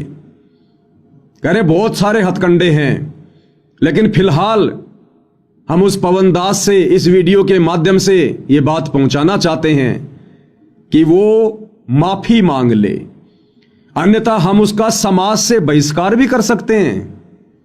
हम उस पवन दास का समाज से बहिष्कार भी कर सकते हैं और मानहानि का दावा तो अंत में उसके ऊपर ठोका ही ठोका जाएगा। तो प्रधान जी के और क्या कुछ विचार हैं, आप जी स्वयं सुन लीजिएगा। न्याय की तो यह बात से मारा बहुत गणे हथकंडे है। हम कोई ऐसा काम शुरू में पहले जट नहीं करना चाहते जिससे हमारा कान भी आंगली उठे, नहीं तो सामाजिक बहिष्कार हम कर दिया। भाई इतना कानून कार्रवाई हम कर सका, हम हर चीज में सक्षम है, लेकिन उसने 5-4 दिन का टाइम दिया है। सार्वजनिक रूप से आ गए और माफी मांगे तो ठीक है, नहीं उसके खिलाफ जो मानहानि का दावा हम जरूर गिराएंगे। तो प्रधान जी क्या कह रहे हैं कि हमारे पास में बहुत सारे हथकंडे हैं, समाज से बहिष्कार उसका हम कर सकते हैं, मानहानि का दावा हम करेंगे। तो प्रधान जी से मेरी विनम्र प्रार्थना है, विनती है, प्रधान जी आप क्या मुझ पवन दास का और सतगुरु रामपाल जी के सच्चे शिष्यों का बहिष्कार करेंगे? आप कौन से समाज से हमारा बहिष्कार करेंगे?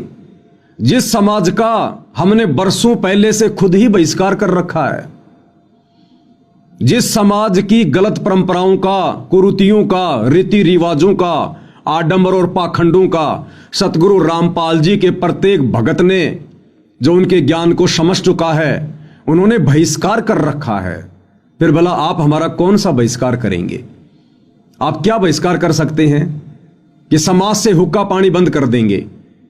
अरे हमने तो जिस दिन उपदेश लिया उसी दिन हुक्के फोड़ दिए। हमने वो ढेढ़ कर्म, वो नीच कर्म उसी दिन त्याग दिया। बीड़ी सिगरेट पीना, हुक्का पीना, तंबाकू सेवन करना, मांस मदिरा का सेवन करना। तो आप समाज से क्या बहिष्कार करेंगे? हमने तो खुद ही इन चीजों का बहिष्कार कर रखा है। दूसरा, आप किस चीज का बहिष्कार करोगे? शादी विवाह में आना जाना, आप यहां से लोगों का बहिष्कार करते हैं कि जो व्यक्ति पंचायत की बात नहीं मानेगा, किसी भी शादी विवाह में आना जाना बंद, यानी समाज से उसका बहिष्कार किया जाता है। अरे जिस दिन सतगुरु रामपाल जी का भगत उनसे उपदेश ले लेता है, उसी दिन से वो इन फालतू की परंपराओं को त्याग देता है। शादी विवाह में आना जाना, शामिल होना उसी दिन से त्याग देता है। इन गंदी परंपराओं का बहिष्कार कर देता है, जिन परंपराओं ने समाज को कर्जे के नीचे दबा रखा है। उसी दिन से भात भरना, भात में जाना, भात में पाटड़े पर चढ़ना, पीलिया लेना या देना, इन सभी कुप्रथाओं का, कुपरंपराओं का सतगुरु रामपाल जी के भक्तों ने वर्षों से बहिष्कार कर रखा है। फिर भला आप अब क्या नया बहिष्कार करेंगे? ये होली मनाना, दिवाली मनाना, मकर संक्रांति मनाना, कोई भी त्योहार मनाना, ये सतगुरु रामपाल जी के भक्तों ने वर्षों पहले त्याग रखा है, बहिष्कार कर रखा है इन त्योहारों का, जो कि भक्ति में बाधक हैं।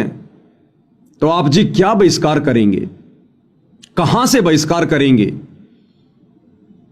आप सोच भी नहीं सकते समाज की उन प्रथाओं को, परंपराओं को, कुरीतियों को सतगुरु रामपाल जी के भक्तों ने वर्षों पहले त्याग रखा है, उनका बहिष्कार कर रखा है। बीड़ी, सिगरेट, गुटखा, हुक्का, बीड़ी, ये जितने भी दुर्व्यसन हैं, नशे हैं, सतगुरु रामपाल जी का भगत उपदेश लेते ही सबसे पहले इनका बहिष्कार करता है। तो प्रधान जी, समाज में फैली जिन जिन इन बुराइयों से, इन प्रथाओं से, आडंबरों से आप और आपका समाज भी दूर नहीं है। सतगुरु रामपाल जी का भगत नाम उपदेश लेते ही सर्वप्रथम उनका बहिष्कार कर देता है। तो हमने तो खुद ही समाज को बहिष्कृत कर रखा है, फिर भला समाज हमारा क्या बहिष्कार करेगा? कभी ध्यान से संत जी के प्रवचन सुनिए, सत्संग सुनिए, उनकी नियम और मर्यादाओं के विषय में जानिए। जब प्रथम बार कोई संत रामपाल जी से उपदेश लेता है तो 21 नियम है। आपने ज्ञान गंगा पुस्तक पढ़ी होगी, अगर इन लोगों ने आपको दी होगी तो, आश्रम वालों ने, उसमें 21 सूत्रीय नियम है।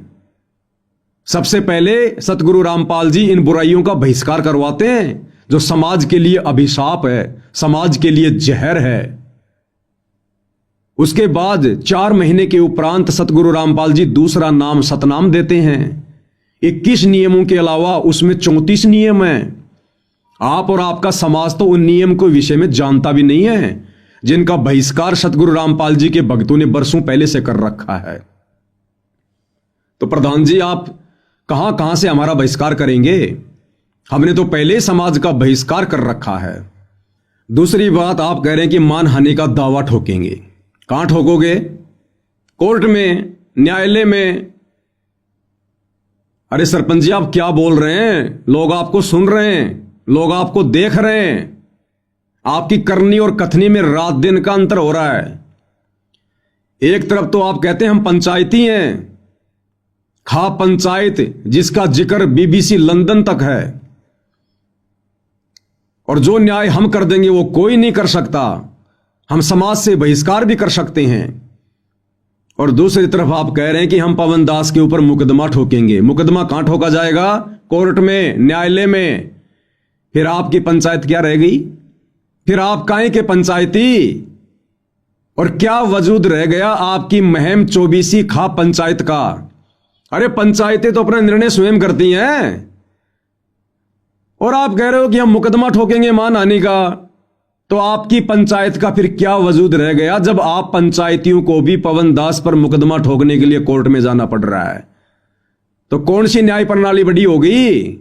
महम 24 खा पंचायत या फिर ये कोर्ट वाली पंचायत, जो उन पंचायतियों को भी कोर्ट में जाना पड़ रहा है?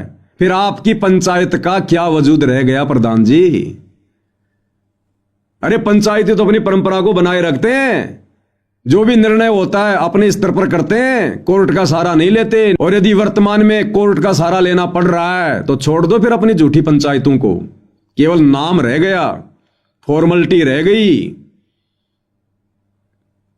तो आप जी क्या कह रहे हैं और क्या करने जा रहे हैं, आप स्वयं अपनी करनी और कथनी के अंतर को देख सकते हैं।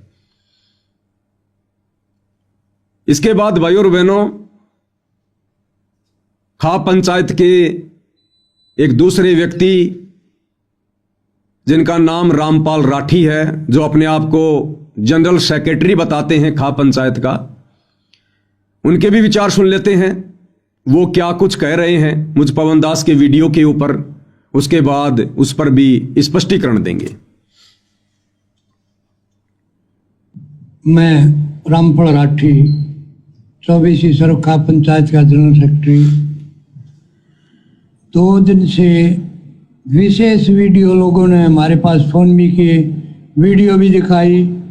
को पवन दास नाम का व्यक्ति है, महाराज जी की भी फोटो कैल से उठा लेता है और ये कहता है भाई ये हुक्का तो पंचायत का दादा लाई है, ये पियोगे। और हुक्का पीने वाले नीच होते हैं, ढेड होते हैं, घटिया होते हैं। इस प्रकार से जो उन्होंने बातें की हैं, ये 24वीं खाप जो है ऑल इंडिया क्या BBC लंदन तक इसकी चर्चाएं थी। लेकिन इस महान खाप जो 24वीं की आज देश में जिक्रा भी चलता है, उसी खाप के ऊपर टीका टिप्पणी करने से दूसरी खाप भी जो खापों के प्रधान आए हुए थे सम्मान समारोह, उनके भी फोन आए, भाई ये रामपाल के चेले इस तरह भड़काने लग रहे हैं, खापा की बेइज्जती करने लग रहे हैं, आपने क्यों सम्मान किया। हमने अपनी खापों को तो जवाब दे दिया कि भाई हमने हमारी 24वीं खाप में कोई गांव ऐसा नहीं था जहां पानी नहीं चढ़ा हुआ था, और किसान मजदूर की एक फसल मर जाना तो दूसरी फसल बुआई नहीं हो तो सारे साल की उसका गुजारा होना मुश्किल हो जाता था। इस वजह से हमने बहुत बड़ा शान माना महाराज जी का कि दूसरी फसल बो जाएगी या तो मरेगी, दूसरी फसल बोने में को बच्चा पढ़ा लेगा, हरी बीमारी का इलाज करा लेगा, को बालक न ब्याह लेगा। इस तरह से जो गृहस्थी चलने का सारा दिखा, और जो उन निस्वार्थ भाव से महाराज जी ने हमारा पानी निकालने का जो प्रबंध किया, उससे हमारी खाप जो है उस महाराज जी का सम्मान करना चाहती थी। किसी ने हमारे पर दबाव डाला महाराज जी का सम्मान करो, हम सम्मान दा। लेकिन जो 24वीं खाप की मान मर्यादा है कि भाई इस हाथ से ले ले उससे दे दे, उन्होंने बढ़िया हमारा गैल कर लिया। हम और क्या कर रहा है, अच्छी बात का तो प्रचार कर सका, महाराज जी का हमने सम्मान किया। और दूसरी खापी भी बुलाई, बड़ा अच्छा ढंग से सम्मान हुआ। लेकिन जो उस ने पवन कौन है, और ऐसा सुना गया भाई वो निकला हुआ भी है और ठग बताया गया है, भाई उसने हमारी पंचायत की मान मर्यादा पर ठेस पहुँचाई। पंचायत इससे काफ़ी दुखी होकर के आप लोगों को बुलाया है। जैसा कि हमारे प्रधान जी ने कहा, भाई हफ्ता में या तो माफ़ी मांग ले, ना मान आने का मुकदमा तो दायर किया जाएगा। इसलिए हम आपके माध्यम से उसको सचेत करना चाहते हैं कि भाई ये भी जो मीडिया के थ्रू जो बात पहुंच जाए उस पर, तो आगे वो माफ़ी मांग ले तो हमने कोई गणी नहीं। पंचायत तो न्याय की माफ़ी की है, पंचायत ने कोई फांसी तोड़ने का नहीं। भाई वो आगे माफ़ी मांग ले, अपनी गलती का एहसास कर ले, भाई मैंने गलती करी। और खाप की मान मर्यादा को मैं उसी प्रकार से सलाम करता हूं, तो हमने कोई एतराज नहीं। रामपाल राठी जी, हुक्का पीने वालों की काहे की गरिमा और काहे की मान मर्यादा। सतगुरु रामपाल जी ने तो धज्जियां उड़ा रखी हुक्का पीने वालों की। अभी आपने वीडियो देख लिया होगा, उन्होंने खुद हुक्का पीने वालों को ढेड आदमी की संज्ञा दी है, नीच आदमी की संज्ञा दी है, काफिर का काफिर। तो बताइए काहे की मान मर्यादा, काहे की इज्जत, काहे की शोहरत। सतगुरु रामपाल जी के इतने विचार सुनकर, उनके सत्संग सुनकर जो आपको सुनाए गए हैं कि हुक्का कितना खतरनाक है मनुष्य शरीर के लिए, हुक्का कितना बड़ा बाधक है मोक्ष प्राप्ति के मार्ग में, अनमोल मनुष्य जीवन को कैसे हुक्का बर्बाद करता है, उसके बाद भी आप जी मान मर्यादा को लेकर बैठे हुए हैं। विचार करना होगा, विचार। रही बात माफी मांगने की, तो माफी मांगना कोई बड़ी बात नहीं है, लेकिन जबरदस्ती माफी मांगना भी परमात्मा का दोषी बनना है। जबरदस्ती माफी मांगना भी परमात्मा के विधान अनुसार दोषी बनना है। मैंने ऐसा कोई शब्द, ऐसा कोई भी कार्य नहीं किया है जो मुझे माफी मांगने पर विवश करे, मजबूर करे। मैंने जो भी शब्द प्रयोग किए हैं परमात्मा के भक्ति विधान अनुसार किए हैं, जो बिल्कुल सत्य है। हुक्का पीने वाला ढेड आदमी है तो है, हुक्का पीने वाला सुअर की योनि से आया है तो आया है। हुक्के पीने वाले को परमात्मा ने काफिर कहा तो मैंने भी कहा, उन्होंने ढेड कहा, नीच कहा तो मैंने भी कहा। मैंने वही कहा जो मुझे मेरे गुरुदेव ने बताया, समझाया, कहने के लिए खड़ा किया। तो बताइए फिर माफी किस बात की? ये माफी तो आप लोगों को मांगनी चाहिए, खाप पंचायत वालों को मांगनी चाहिए, जो ये ढेड़ कर्म कर रहे हैं, नीच कर्म कर रहे हैं। ये माफी उन तमाम शतलोक आश्रमों से जुड़े हुए दुर्बुद्धि प्राप्त लोगों को मांगनी चाहिए, जो लोग आपको सतगुरु रामपाल जी के भक्ति विधान से परिचित नहीं करवा रहे हैं, जो लोग आपको सतगुरु रामपाल जी के नियम और मर्यादाओं से परिचित नहीं करवा रहे, जो स्वयं की मान बढ़ाई के भूखे हैं, आप लोगों को मोहरा बनाया है और आप लोगों ने भी जज्बात में आकर स्वार्थों के वशीभूत होकर महाराज जी के भक्ति विधान और नियमों से अपरिचित होने के कारण जल्दबाजी में ईमान सम्मान का कार्यक्रम रखा। तो भी परमात्मा के दोषी आप हैं, ये सतलोक आश्रम वाले हैं। अगर मैं गलती करूं तो बिना कहे 1,00,000 बार माफी मांगने को तैयार हूं, लेकिन झूठ के आगे झुकना भी परमात्मा का अपमान है। इसलिए ये पवन दास किसी भी कीमत पर, चाहे आप हरियाणा खाप पंचायत वाले या सतलोक आश्रम मैनेजमेंट हरियाणा वाले, चाहे एडी से चोटी तक का जोर लगा लीजिए, प्रधानमंत्री से लेकर राष्ट्रपति तक का जैक और चेक लगा लीजिए, परमेश्वर रामपाल जी के विधान अनुसार मैं पवन दास झूठ के आगे नहीं झुकूंगा। अगर मैं झूठ के आगे झुकूंगा, माफी मांगूंगा, तो मैं सतगुरु रामपाल जी का सबसे बड़ा द्रोही कहलाऊंगा, सबसे बड़ा दोषी कहलाऊंगा। जबकि सतगुरु रामपाल जी के सबसे बड़े द्रोही वो हैं जो हुक्का पीते हैं, जो हुक्का पीने वालों को समझाते नहीं हैं, जो नशा करने में, हुक्का पीने में दूसरे का सहयोग करते हैं, उनको सतगुरु रामपाल जी ने परमात्मा का द्रोही बताया, द्रोही। सतगुरु रामपाल जी के मुख कमल से आपको सुना देते हैं कि हुक्का पीने वाला परमात्मा का सबसे बड़ा द्रोही है। हिंदू तुर्क को जो दीनी तलाक, पीवे तमाकू वो सरे के कजाक। भगवान के द्रोही हैं जो लोग तमाकू प्रयोग करते हैं, भगवान के द्रोही हैं जो लोग तमाकू प्रयोग करते हैं, भगवान के द्रोही हैं जो लोग तमाकू प्रयोग करते हैं। कहते हैं अब हिंदुओं को समझाते हैं। तो क्या कहा सतगुरु रामपाल जी ने कि परमात्मा के द्रोही हैं वो लोग जो तमाकू प्रयोग करते हैं। द्रोही कैसे? क्योंकि परमात्मा यहां संत रूप में हम मनुष्य शरीरधारी जीव आत्माओं का उद्धार करने के लिए आते हैं। पहले हमें वो मनुष्य जन्म देते हैं, फिर उस मनुष्य जन्म में संत रूप में वे स्वयं आकर हमें अपनी शरण में लेते हैं, सत्संग करते हैं, प्रवचन करते हैं, हमें उन तमाम भक्ति विरुद्ध कर्मों से, कुकर्मों से परिचित करवाते हैं जो भक्ति बाधक होते हैं। और उसके बावजूद भी जो व्यक्ति इन बुराइयों को नहीं त्यागता है तो वो परमात्मा का सबसे बड़ा द्रोही होता है, सबसे बड़ा दोषी होता है वो। अब आगे सतगुरु रामपाल जी परमात्मा कह रहे हैं कि एक तरफ तो तुम अपने आप को हिंदू कहलाते हो कि हम हिंदू हैं, हम सनातनी हैं, और गाय को अपनी माता का दर्जा देकर बैठे हैं कि गाय हमारी माता है, गाय हमारी माता है।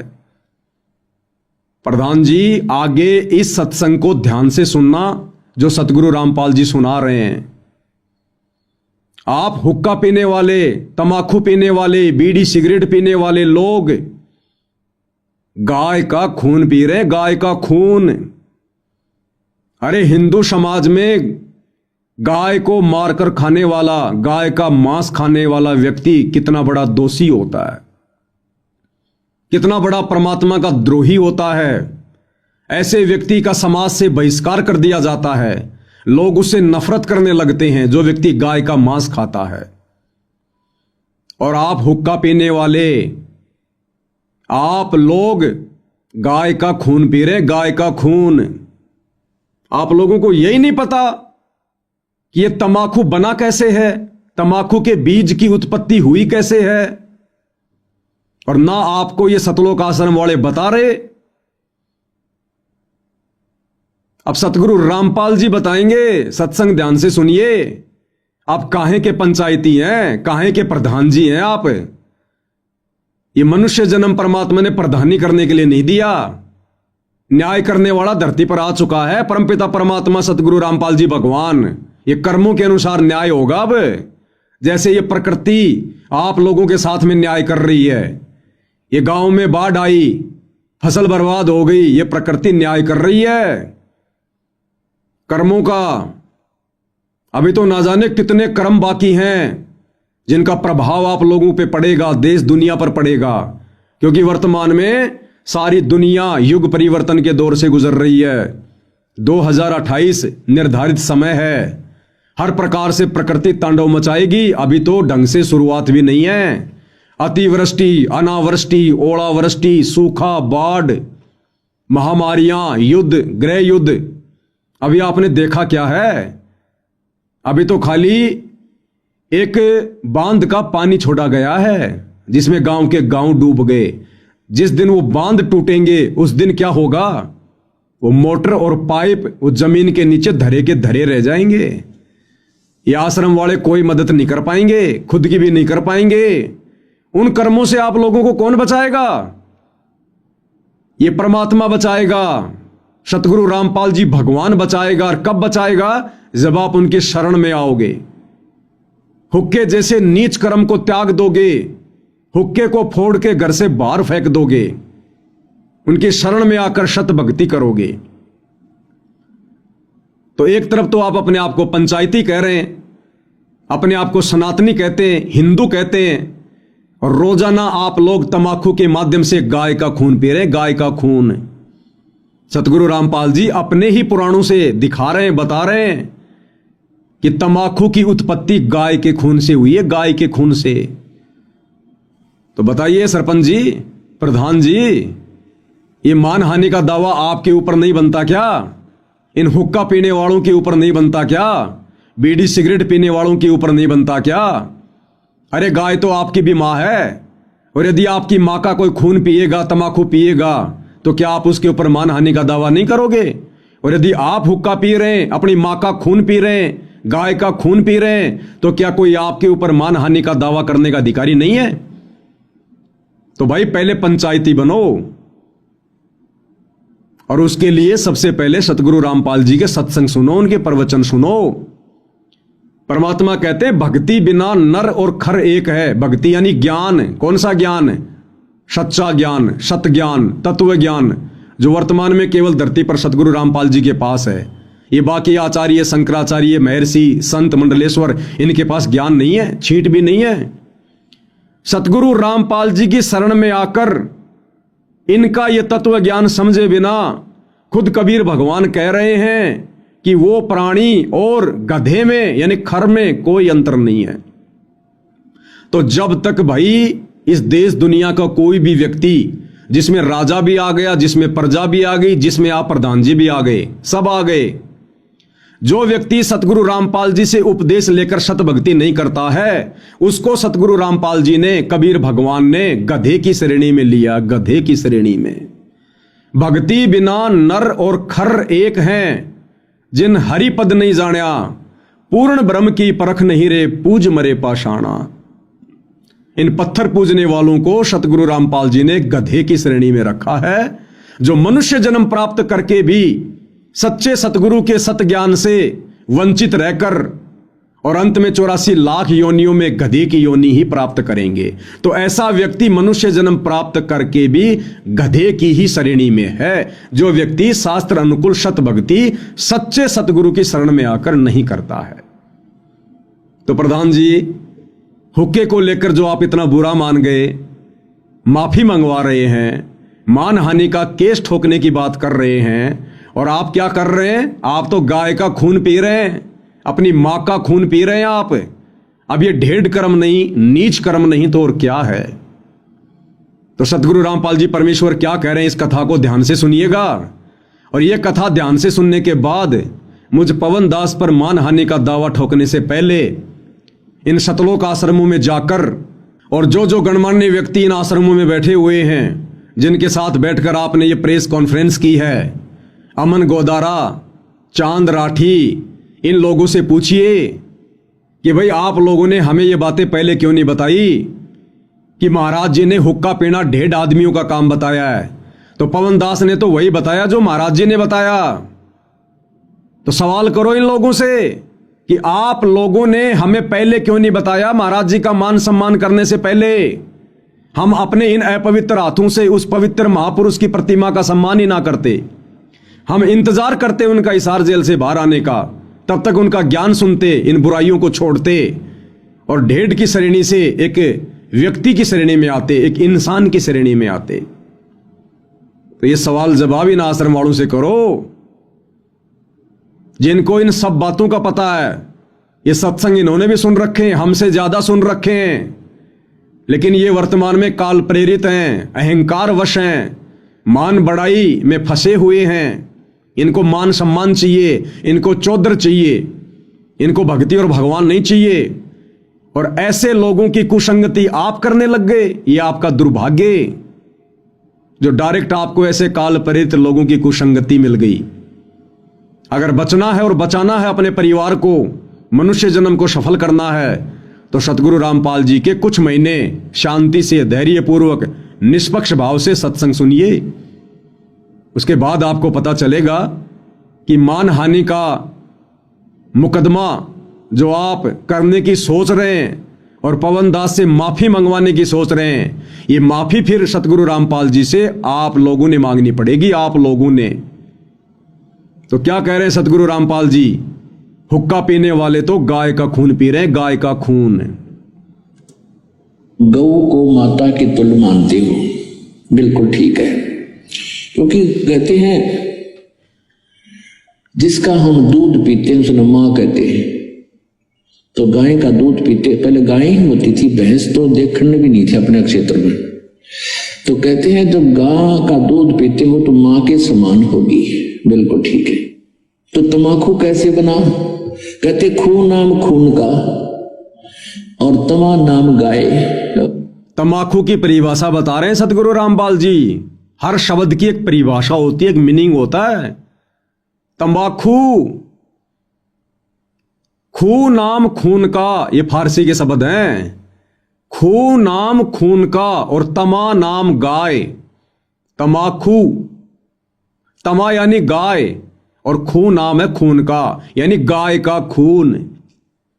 गाय के खून से तमाकू की उत्पत्ति हुई है। ध्यान से सुनिएगा, ये फारसी का शब्द है। खू माने खून का, तमा नाम गाय, सौगंध 100 बार इसको ना खाए। तो एक राजा का साडू भगत था, ऋषि। एक दिन उस राजा का जो लड़की ब्याह रखी थी, उसने अपनी बहन को निमंत्रण भेज दिया कि हमारे घर आओ भोजन पर। ऋषि की पत्नी ने अपने पति से कहा कि मेरी बहन का संदेशा आया है, उनके यहां भोजन करने चलना है। ऋषि बोला कि रहने दे भगवान, इन अपने तो ठाडा का भीतर ना बढ़िया करते। एक समय एक ऊंट मर गया और एक गिद्दड़ जो है उस ऊंट ने खाता खाता अच्छा थोथा कर लिया अंदर से, और जो बाहर से चाम था वो सूख गया और गिद्दड़ जो घना गया अंदर चला गया, वो बंद हो गया पाछे। तो चाम कति सूख कर खड़ंग हो रहा था, वो पड़ गया कि घना खुद गया और गादड़ भीतर रुक गया ना लकड़ा मार चुकल की रोए। एक हफ्ते पाछे वर्षा होगी, वर्षा होने तक वो नरम हो गया चाह, वो गादड़ फिर मार के सिर निकला, कसूती स्पीड पकड़ रहा। तो साथी बोले रहा कित गया था? मैं बोला गया कि था, एक अनुभव तो हो गया, बोला अपने तो बड्डे का भीतर नहीं बढ़े। तो यहां ऋषि ने बहुत समझाया पर उसकी पत्नी मानी को ना, अक्के हो गए तो जाया करें, इस आके जुल्म कर रहा है 9 शहरों। तो बोला ले चलते, वो चले गए। अब राजा ने उसने 36 पकवान बना रखे, ये इधर उधर देख जरा बताओ भाई। अब ऋषि ने जिसा मन मार के खाया वो वापस आ गए। अब उसकी पत्नी बोली कि हमने बुलाना चाहिए, ये नौ नाते गल है। अब हफ्ते 10 दिन महीने पीछे ऋषि की पत्नी बोली हमने बुलाना चाहिए। उसका पति बोला तो ठीक है, ले करता हूं व्यवस्था। तो उसने, क्योंकि संत के भगत के पास कमाई होती है अपने भक्ति की, धर्म पुण्य की, तो उसने ऊपर स्वर्ग में अपनी सुरती लाई, टेलीफोन किया तो स्वर्ग से एक कामधेनु मंगा ली। कामधेनु गाय जो मनोकामना पूर्ण करती है। ऊपर से एक टेंट आ गया बढ़िया, स्वर्ग से अलग एक टेंट लगा दिया। और ऋषि आसपास के ऋषि बुला लिए, भाई आज हमारे राजा होगा, उनका न्योता है, हमारा साधु है, सेवा करवा दिया। अब ऋषि साधु भक्त जो आसपास कुटिया में रहा करते जंगल में, वह भी आ गए। राजा ने नीचा दिखाने के लिए हजारों की संख्या में सैनिक ले लिए। अगर साधु की मरोड़ काट दिखाऊंगा, मेरी दोना पूरी वाह वाह हो जाएगी। ये आग और नारी हमारे अंदर एक जलालत भरी पड़ी है। तो राजा ने सैकड़ों हजारों सैनिक ले लिए और आप भी चल पड़ा। अब ऋषि ने वहां जैसी व्यवस्था थी अपना घास फूस बिछा कर वहां टेंट लगवा दिए, बिस्तर बिछवा दिए। क्योंकि संतों के पास एक ऐसा धन होता है, वो अपनी सिद्धि से बहुत कुछ व्यवस्था कर सकते हैं। अब सारे टेंट लगा रखे, टेंट फूस बिछा के ऊपर तो वो अच्छे बढ़िया वस्त्र बिछा रखे। तो भोजन शुरू हो गया। अब उसमें क्या था कि वहां जाकर के एक प्रार्थना करते थे कि इतने व्यक्तियों का भोजन तैयार हो, कामधेनु माता उतना तैयार हो गया, वो जावे और प्लेट ठा के सप्लाई करने लगे। सब छका दिए बढ़िया भोजन। राजा ने सोचा भाई वो भिखारी आदमी घास फूस खानिया और इतने बढ़िया भोजन ये लाया कहां से? हर प्रकार के जैसे राजा ने पकवान बनाए थे उसी टाइप के आइटम, पर उनसे भी स्वादिष्ट। जब सब खाना वाना खा लिया, राजा ने पूछा वो कहां से लाए, ये भोजन कहां से बनवाया आपने? तो उसने कहा राजन, मैंने स्वर्ग से अपनी कमाई मत अपने पुण्य डिपॉजिट करवा के वहां से मंगाई है। एक कामधेनु है, इस कामधेनु गाय में इतनी वो है कि कितना ही भोजन करने गया पूरी सेना भी जमाई जा सकती है। मेरे पास कई लाख सेना, बोला जी सारी सेना पूरी पृथ्वी ने भी जमा ले, चाहे इसने खाना खिलाते। राजा बोला सैनिकों इस गाय को छीन लो।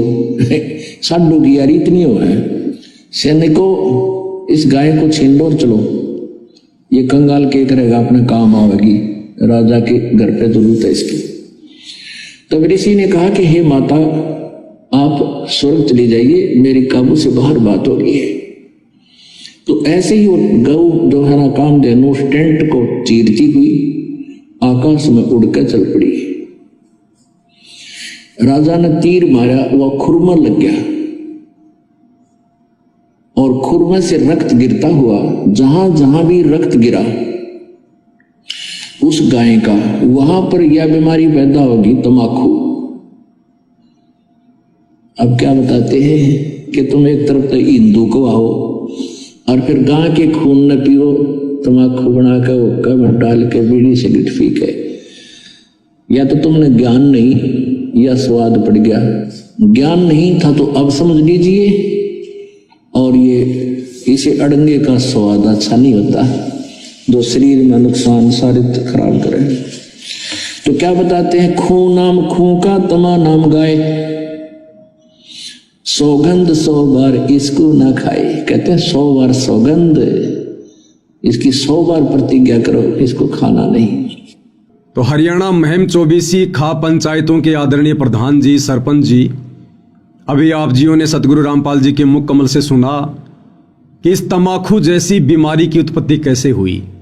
गाय के खून से तमाकू बना है, गाय के खून से तमाकू का पौधा। जिस तमाकू को आप जी पंचों का प्याला कहते हैं, अपनी गरिमा समझते हैं, ये गाय के खून से बना है। तो एक तरफ तो आप अपने आप को हिंदू कहलाते हो कि हम हिंदू हैं, हम प्रधान हैं, हम सरपंच हैं, हम सनातनी हैं, हम न्याय करते हैं। अब आप खुद ही बताइए ये काहे का न्याय है? जो व्यक्ति गाय का खून पी रहा है ऐसा व्यक्ति तो परमात्मा का द्रोही है, द्रोही। तमाकू पीने वाले को परमात्मा ने ढेड की संज्ञा दी है, इसलिए क्योंकि इसकी उत्पत्ति गाय के खून से हुई है और मोक्ष प्राप्ति में यह सबसे ज्यादा बाधक है, जो हमारे 10वें द्वार सुषुम्ना द्वार को बंद कर देता है। आप तमाम प्रधानों से, सरपंचों से, जिन जिनको मेरे द्वारा बनाए गए वीडियो से आपत्ति हुई है, आप सभी से विनती है, प्रार्थना है, आप तमाम लोग मेरे लिए आदरणीय हैं, सम्माननीय हैं। और ये वीडियो मैंने किसी राग द्वेष या ईर्ष्या के वशीभूत होकर नहीं बनाया है, क्योंकि सतगुरु रामपाल जी के सत भक्ति मार्ग में राग द्वेष और ईर्ष्या के लिए कोई जगह नहीं है। स्वयं सतगुरु रामपाल जी कहते हैं कि एक शत्रु एक मित्र है, भूल पड़ी रे प्राण, यम की नगरी जाएगा शब्द हमारा मान। और राग द्वेष बड़े रोग हैं, यम के पड़े जंजीर। राग द्वेष तो मुझ पवनदास को या साध संगति से जुड़े हुए मेरे किसी भी भगत भाई बहन को, इन शतलोक आश्रम वालों से भी नहीं है, सतगुरु रामपाल जी के नालायक बेटा बेटी भाई बंधु रिश्तेदारों से भी नहीं है, जो आए दिन भगत समाज की मर्यादाएं तोड़वाते रहते हैं, संत समाज से भक्ति विरुद्ध कर्म करवाते रहते हैं। राग द्वेष और ईर्ष्या तो हमें उनसे भी नहीं है, क्योंकि उनके कर्म अंत में उन्हीं को भोगने पड़ेंगे।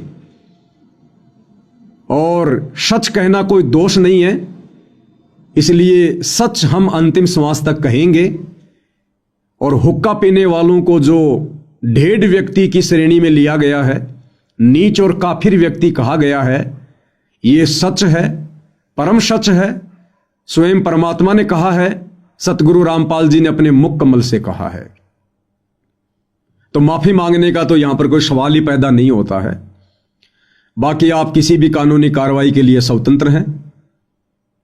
ये सच जब तक सतगुरु रामपाल जी का आशीर्वाद है मैं यूं ही कहता रहूंगा। तमाम उनके फॉलोअर जो उनको पहचान चुके हैं, उनके ज्ञान से परिचित हो चुके हैं, वो इसी प्रकार से कहते रहेंगे। तो मेरा किसी से कोई राग द्वेष नहीं है। अंत में मेरा आप सभी से यह निवेदन है, मुकदमे चाहे 50 करो, नो प्रॉब्लम, लेकिन मुकदमा करने से पहले आप मुकदमा किस विषय पर करने जा रहे हो, उसमें कितनी सच्चाई है। सतगुरु रामपाल जी के सत्संग सुनकर, कुछ एक सत्संग मैंने आपको सुना दिए हैं, ये तो केवल अंश मात्र जानकारी है। बाकी आप उनके यूट्यूब पर सत्संग सुनिए। नशे को लेकर, हुक्के को लेकर एक काफिर का अंग उनका सत्संग है, लगभग 1.5 घंटे का। आप यूट्यूब पर सर्च कीजिए, काफिर का अंग संत रामपाल जी महाराज। 1 घंटा 40 मिनट का सत्संग होगा। उसमें नशे के ऊपर, तमाकू के ऊपर, मांस खाने वाले के ऊपर, शराब पीने वाले के ऊपर उन्होंने विशेष तौर पर स्पष्टीकरण दिया है। उसके बाद आप जी कोई कदम उठाना, अन्यथा आज आप खाप पंचायत के प्रधान जो मुझ पवनदास के ऊपर मानहानि का बेबुनियादी मुकदमा ठोकने जा रहे हैं, मेरा तो इस मुकदमे से कुछ भी नहीं बिगड़ेगा, कुछ भी नहीं बिगड़ेगा। पिछले 9 वर्षों से ये सतलोक आश्रम वाले ना जाने मेरे ऊपर कितने मुकदमे करवा चुके हैं, मुझे जेल करवा चुके हैं, हर प्रकार से मेरे साथ मार पिटाई करवा चुके हैं। धमकियों की तो गिनती नहीं, गालियों की तो बौछार कर रखी है। 9 साल से जब ये मेरा कुछ नहीं बिगाड़ पाए, बाल बाका नहीं कर पाए, तो प्रधानों आप क्या कर पाओगे? फिर भी आपको लगता है कि हम कुछ कर सकते हैं, तो आप जी अवश्य कीजिए। लेकिन आज आप जो ये बेबुनियादी मुकदमा करने जा रहे हैं, सतलोक आश्रम वालों की कुसंगति में पड़कर, उनके एहसानों के तले दबे होने के कारण और अपनी झूठी मान मर्यादा और गरिमा को बचाए रखने के लिए आने वाले दिनों में, आने वाले समय में इस झूठे मानहानि के मुकदमे के लिए आप सर्व उन तमाम खाप पंचायत के प्रधानों को, सरपंचों को, जो जो लोग इस मुकदमे में गवाह बनेंगे, इस मुकदमे को करने में सहयोगी बनेंगे, आप तमाम लोगों को सार्वजनिक तौर पर सतगुरु रामपाल जी से और मुझ पवन दास से माफी मांगनी पड़ेगी, आज नहीं तो कल, जब आप उनके भक्ति विधान से परिचित हो जाओगे। तो मुझ पवन दास की केवल इतनी विनती है, इतनी प्रार्थना है, परमेश्वर के विधान को तंबाकू सेवन को लेकर, हुक्का पीने को लेकर आपके सामने मुझे रखना था। मैंने सतगुरु रामपाल जी के सत्संगों को आधार बनाकर आपके सामने रख दिया है। अब इसके बाद जो भी निर्णय है वो आपका है। मैंने ये वीडियो कोई भय में आकर नहीं बनाया है और ना हमें किसी प्रकार का कोई भय है, क्योंकि हमारे साथ में भगवान है, हम सच के साथ में हैं और जिसके साथ में भगवान होता है, जो सच्ची राह पर होता है, दुनिया उससे डरा करती है, वो लोग दुनिया से नहीं डरा करते हैं। तो ये वीडियो मैंने एक बार जो पुनः बनाया है, ये आप लोगों को फिर से परमात्मा का दोही बनने से बचाने के लिए बनाया है। ये झूठा मानहानि का मुकदमा करके आप अपने और अधिक ये कर्म ना बिगाड़ो, ना फोड़ो। पहले से आप लोगों के इतने ये कर्म बिगड़े हुए हैं कि आप लोगों के ऊपर आपत्ति आ रही है। ये गांव में बाढ़ आना, फसलें बर्बाद होना, इतना नुकसान होना, ये आपके कर्मों का परिणाम है। ऊपर से संत भक्तों के ऊपर झूठे मुकदमे, आप और अधिक अपने कर्म फोड़ोगे, कर्म बिगाड़ोगे, परिणाम तो फिर आने वाले समय में भुगतने पड़ेंगे। आज ये मेरा पहला वीडियो है। कल का वीडियो शतलोक आश्रम वालों के ऊपर होगा।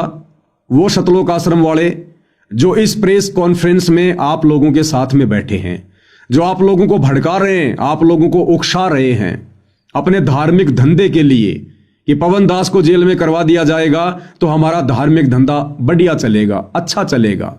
संगत को कोई सच्चाई बताने वाले नहीं रहेंगे। जो व्यक्ति सच्चाई बताएं उनके ऊपर झूठे मुकदमे लगाकर जेल में डलवा दो। कितनी बार डलवाओगे, कितने मुकदमे लगवाओगे? हमें परमात्मा की शरण प्राप्त है, हमारे ऊपर परमात्मा का आशीर्वाद है।